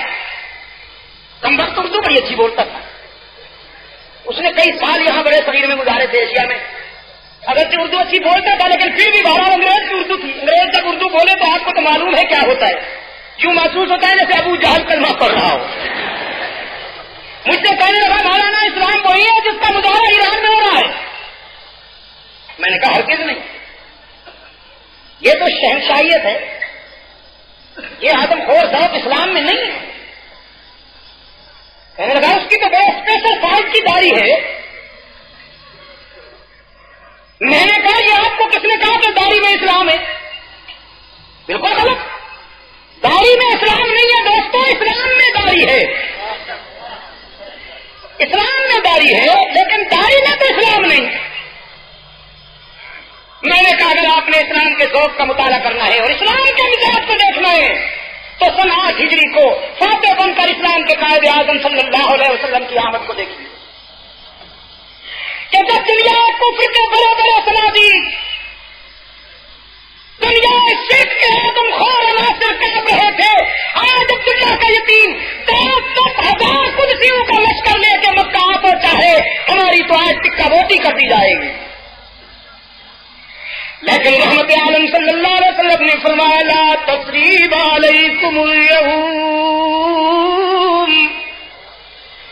آج میں تمہارے لیے وہی بات کہتا ہوں جو میرے بھائی یوسف نے کنویں میں ڈالنے والے بھائیوں سے کہی تھی،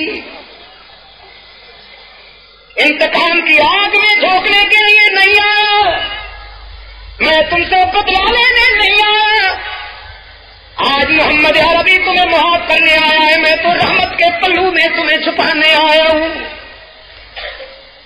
میں نے کہا اسلام یہ ہے، یہ اسلام ہے؟ روزانہ جب تک 200 250 150 آدمی کو گولی نہ مار دے کھانا ہی ہضم نہیں ہوتا۔ آج کل چلہ کاٹ رہے، واہ چلہ،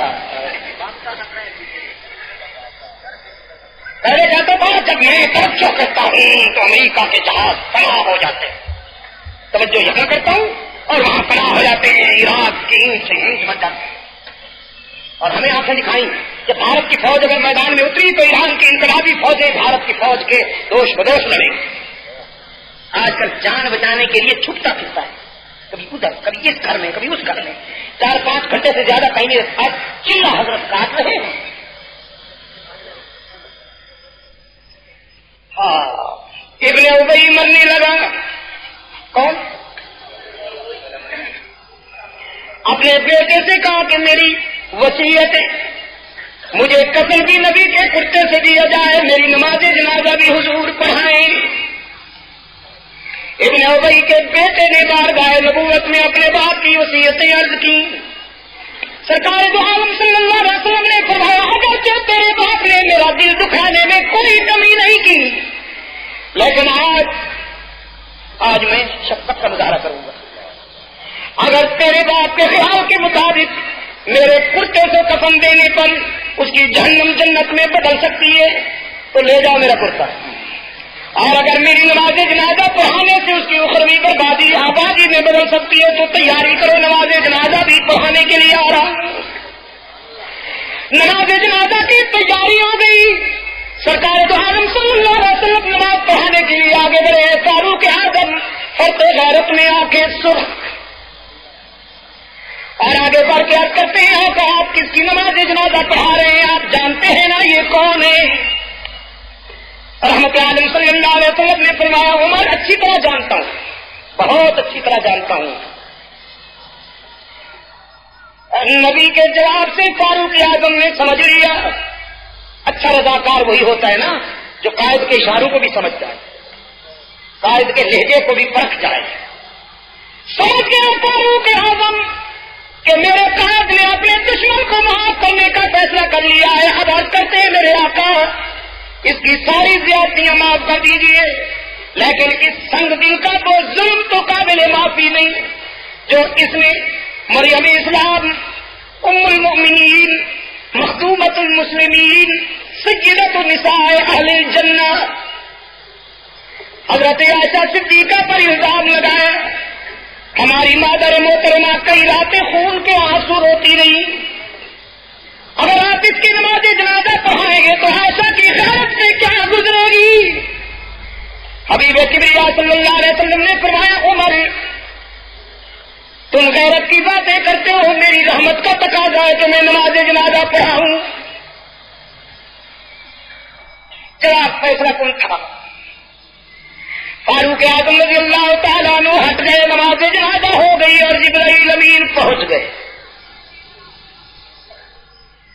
فرمایا لا تصلی علی احد منہم مات ابدا.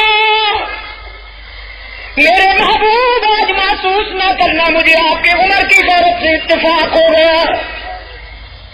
عمر نے تو اس اکیلے کی بات کی نا, اور میری غیرت کا تقاضا یہ ہے کہ اس پارٹی میں سے عائشہ کے دشمنوں میں سے اگر کوئی بھی مر جائے اس کی نماز جنازہ آپ پڑھائیں. نہ عمر کی غیرت برداشت کرتی ہے, نہ عمر کے خدا کی غیرت برداشت کر سکتی ہے. نماز جنازہ پڑھانا تو بڑی بات. منافق کی قبر سے گزرتے ہوئے اس کے لیے دعا مغفرت کرنا اور رکنے کی بھی اجازت نہیں. جو عائشہ کے دشمن ہیں وہ قابل نہیں ہے کہ پیغمبر ان کی نماز جنازہ پڑھائے یا ان کی مغفرت کے لیے دعا کرے, اس لیے کہ یہ لا علاج ہے. کراچی کے روشن ضمیروں, پڑھے لکھے دوستوں, اپنے ضمیر سے پوچھ کر ذرا مجھے بتاؤ, ابن ابی کو حضور کے کرتے سے کفن دیا گیا. ابن ابی کی نماز جنازہ حضور نے پڑھائی, اس کی نجات ہو گئی؟ نہیں ہوئی نا. معلوم ہوا کہ اگر دامن خالی ہو تو پیغمبر کا کرتا اور نبی کا نماز جنازہ پڑھانا بھی کام نہیں آتا. اور یہاں یار لوگوں نے بزرگوں کی قبروں سے مٹی اٹھا اٹھا کر تبرک. میں ایک بزرگ کی قبر پہ گیا, جاتے ہیں ہم بھی الحمدللہ, ہم بزرگوں کی قبروں پہ جاتے ہیں, جانا چاہیے, سنت رسول ہے, حضور اکرم صلی اللہ علیہ وسلم کا حکم ہے. میں جب لاہور جاتا ہوں کوشش کرتا ہوں کہ حضرت علی حجویری رحمۃ اللہ علیہ کے مقصد پہ جاؤں. اسی طرح پر بحمد اللہ تعالی مجاہد ختم نبوت حضرت میر شاہ صاحب گولوی رحمۃ اللہ علیہ کی قبر پہ بھی جاتا ہوں. مجھے ان سے پیار ہے, اس لیے کہ ان کے کردار میں تحفظ ختم نبوت کا جو ایمان افروز جذبہ ہے. اگر مجھے میر شاہ صاحب گولوی رحمۃ اللہ علیہ کے پاؤں کا جوتا مل جائے تو سر پہ تاج سمجھ کر رکھا چاہتا ہوں. ایک جگہ پر میں گیا, وہاں میں نے دیکھا کہ پہلے دیکھنے سے پہلے تو مجاور صاحب اٹھے, انہوں نے سمجھا کہ بھائی ماشاءاللہ کوئی اچھا گاہک آ گیا. بھاگ کے آیا, دور سے جھک گیا اور یوں ہو گیا. میں نے کہا بابا بات سنو, تمہیں ایک بل پڑے یا درجنوں بل پڑے کچھ نہیں ملے گا. ہمارے پاس تعویذ گنڈا فروشی کا آرام کا پاس نہیں ہے. اب جو میں نے دیکھا بزرگ کی قبر کے اوپر عیسائی والا حصہ تو ہے, اندر سے خالی. میں نے کہا میاں یہ اندر سے کہاں گئے؟ کہتا ہے لوگ قبروں کا منہ اٹھا کے جاتے ہیں, یہ مٹی تمہارے منہ میں پڑتی ہے. ہم بزرگوں کی تعلیمات پر عمل کرنے کی کوشش کریں گے, ہم بزرگوں سے محبت کریں گے, ان کے کہنے پر عمل کریں گے. جیسے اللہ والوں نے ساری زندگی یکجائی بن کے گزار دی, اللہ والوں نے ایک لمحہ بھی ہرجائی بن کے نہیں گزارا. ان کی زندگی کا ایک قدم اللہ کی توحید کو بیان کرنے میں اور اس کی توحید بیان کرنے کے صلہ میں مار کھانے میں گزرا ہے. اور ان کا بزرگوں کا نام لے لے کر مال کھانے میں گزرا ہے. بزرگوں نے مار کھائی اور میرے عزیز دوستو, قرآن پاک نے آپ پر یہ بات واضح کر دی, اگر اپنے دامن میں کچھ نہ ہو, اعمال کا دامن خالی ہو, تو حضور کا کرتا بھی اور رسول اکرم صلی اللہ علیہ وسلم کی نماز جنازہ پڑھانا بھی کام نہیں آتا. سب سے بڑی بات یہ کہ جس سینے میں صدیقہ کائنات کا بغض ہو اس کی نجات ہو ہی نہیں سکتی. میں جو کر رہا تھا آپ کی خدمت میں کہ فاروق اعظم رضی اللہ تعالیٰ عنہ فکر اتنا بلند کے قرآن بنتا گیا, فتوحات کا یہ عالم کہ اسلامی انقلاب میں فتوحات کی رفتار فاروق اعظم کے دور خلافت میں یومیہ 200 میل ہے. اسلامی فوجیں ہر محاذ سے فاتح بن کے آتی ہیں. اصلاحات کا یہ عالم ہے, فاروق اعظم رضی اللہ تعالیٰ عنہ نے عدلیہ کا محکمہ کام کر کے ہمیشہ عدلیہ کو انتظامیہ سے علیحدہ رکھا, یہاں تک کہ کبھی کبھی عدالت کے سامنے خود پیش ہوئے, پولیس کا محکمہ جاری کیا, پولیس والوں فاروق کو سلام کرو, یہ پولیس کا محکمہ فاروق اعظم نے جاری کیا، لیکن یہ رشوت کا محکمہ فاروق اعظم کا جاری کیا ہوا نہیں ہے، یہ مسٹر ابلیس کی فیکٹری ہے۔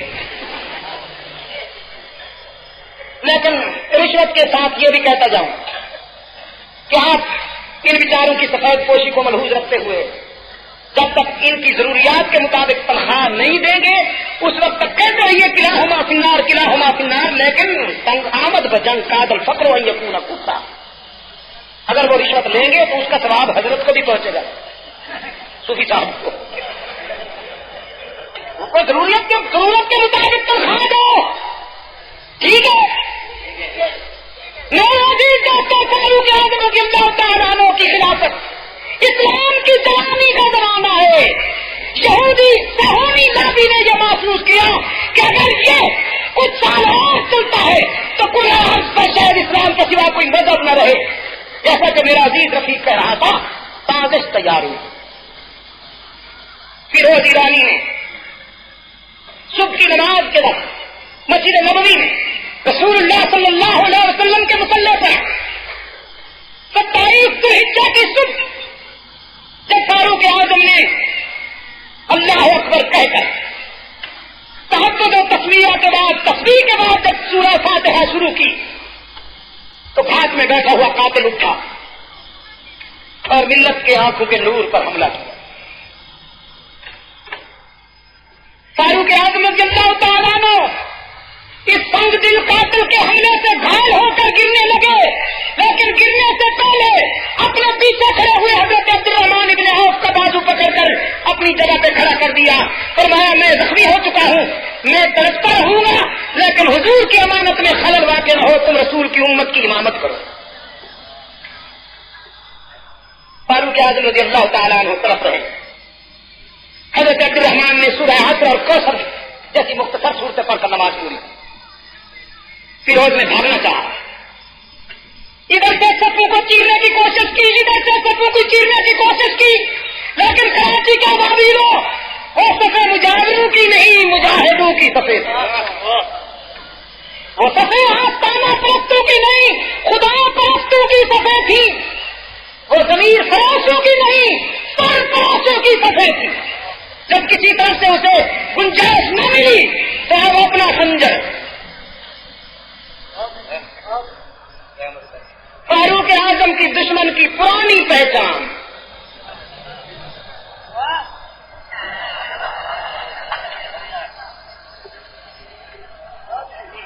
کچھ سمجھ میں آ رہی ہے؟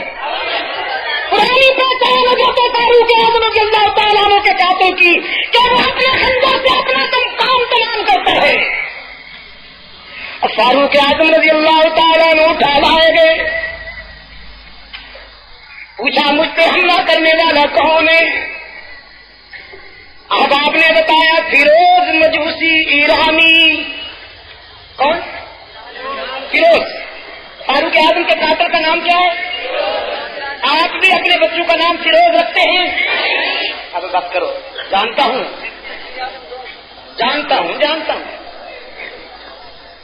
سبائی پروپیگنڈے نے ہماری سنی برادری میں جو جراثیم پھیلا رکھے، ایک پتھر کا نام رکھا فیروزہ، وہ لانتی پتھر کچھ بھی نہیں کر سکتا، لیکن ایک فرد کے ذہن میں یہ بات ڈال دی کہ جو بخار ڈاکٹر کے فارمولے سے دور نہ ہوتا ہو، جو بیماری حکیم کے نسخے سے دور نہ ہوتی ہو، بس فیروزہ کھول کے پی لو، انشاءاللہ دوسرے دن بیڑا غرق ہو جائے گا۔ فیروزہ مشکل کشا بنا ہوا ہے یہاں پاکستان میں، یہ فیروزہ ہے، بڑی شاندار شے ہے۔ آئندہ جب ملے آپ کو فیروزہ 15 جوتے مارا کرو اور ایک گنا کرو۔ اپنے بچوں کا نام طلحہ رکھو، اپنے بچوں کا نام بتایا گیا حضرت فاروق اعظم کو، بچوں کا نام فرمایا الحمدللہ کسی کلمہ گو کے ہاتھوں سے نہیں مر رہا ہوں کہ وہ حشر میں میرے خون کے جواب میں اپنے سجدے پیش کر سکتا۔ اب اپنے بیٹے حضرت عبداللہ سے کہا ماں جی سے جا کے کہو، حضرت عائشہ سے کہو کہ غلام اپنے آقا کے قدموں میں دائمی ڈیرا لگانا چاہتا ہے۔ حضرت عبداللہ بن عمر رضی اللہ تعالیٰ عنہ تشریف لاتے ہیں حضرت عائشہ کے ہاں رضی اللہ تعالیٰ عنہ، اور آج کرتے ام المومنین تیرا بیٹا پیغام لے کے آیا ہوں. حضرت عائشہ رضی اللہ تعالیٰ عنہ درد و غم میں اشک بار بیٹھی ہیں, فرماتی ہیں میرے بیٹے کا کیا حال ہے؟ حضرت عبداللہ نے عرض کیا ابا جان, فرماتے ہیں اگر حجرہ رسول میں مجھے میرے آقا کے قدموں میں مل جائے تو ہمیشہ زندہ ہو جاؤں گا, دائمی زندگی نصیب ہوگی. حضرت عائشہ فرماتی ہیں اگر یہ جگہ میں نے اپنی ذات کے لیے محسوس کی تھی, لیکن آج میں عمر کو ترجیح دیتی ہوں. جاؤ عمر کو کہو خدا آپ کی عمر دراز کرے. کیوں کراچی والوں, عمر کے ساتھ تو عمر ہے, اگر عمر نہ ہو تو پھر کیا ہے؟ موت ہے. اللہ آپ کی عمر دراز کرو. جو عمر کے دشمن ہیں, فاروق اعظم رضی اللہ تعالیٰ عنہ کو لگتے جگر میں حضرت عبداللہ نے آ کے اطلاع دی, فرمایا میرے معبود کس زبان سے تیرا شکر ادا کرو, دو آرزویں میں نے عرض کی تھی وہ تو نے دونوں قبول کر لی, اب تیسرا کرم بھی تو نے کر دیا. فاروق اعظم رضی اللہ تعالیٰ عنہ نے دعا کی تھی, خدا بندہ اللہم ارزقنی شہادتا فی سبیلک, اپنے راستے میں شہادت عطا کر. بستر پہ عورتوں کی طرح ایڑیاں رگڑ رگڑ کے مرنے کے بجائے مردانہ وار موت چاہتا ہوں, شہید بننا چاہتا ہوں. اور خدا بندہ میدان میں زخمی ہو کر میری جان وہاں نہ نکلے, اپنے محبوب کے مدینہ میں موت بھی عطا کر. رب کائنات نے فرمایا عمر دو آرزویں تو نے ظاہر کی, ہم نے پوری کر دی. اب تیسری آرزو جو تو نے ہمارے سامنے ظاہر نہیں کی, ہم نے اپنی طرف سے وہ پوری کر دی کہ تجھے قیامت تک رسول کے قدموں میں سلا دیا. تیرے قدم تیرے دشمن ہمیشہ جلتے رہیں گے اور تو قیامت تک ابد الآباد تک رسول کے قدموں میں ڈیرے لگائے رہے گا. اللہم ثبتنا علی صراط المستقیم. اصل میں بات یوں ہے کہ آپ کو تو پتہ نہیں کیا ہو گیا ہے, اس طرح بیٹھے ہیں جیسے بس. کل انشاءاللہ 10 بجے کل دن کی نشست شروع ہو جائے گی. ابھی آپ حضرت علامہ سید عبد المجید ندیم شاہ صاحب رحمۃ اللہ علیہ کو سماعت فرما رہے تھے. آپ سب دوستوں سے گزارش ہے کہ ہمارے اس چینل کے ساتھ بنے رہیں اور اس چینل کے لنک کو آگے اپنے دوستوں میں بھی شیئر کرتے رہیں. آپ سب دوستوں کا بہت شکریہ. ملتے ہیں ایک نئی ویڈیو کے ساتھ, تب تک کے لیے اللہ حافظ. پاکستان پائندہ باد.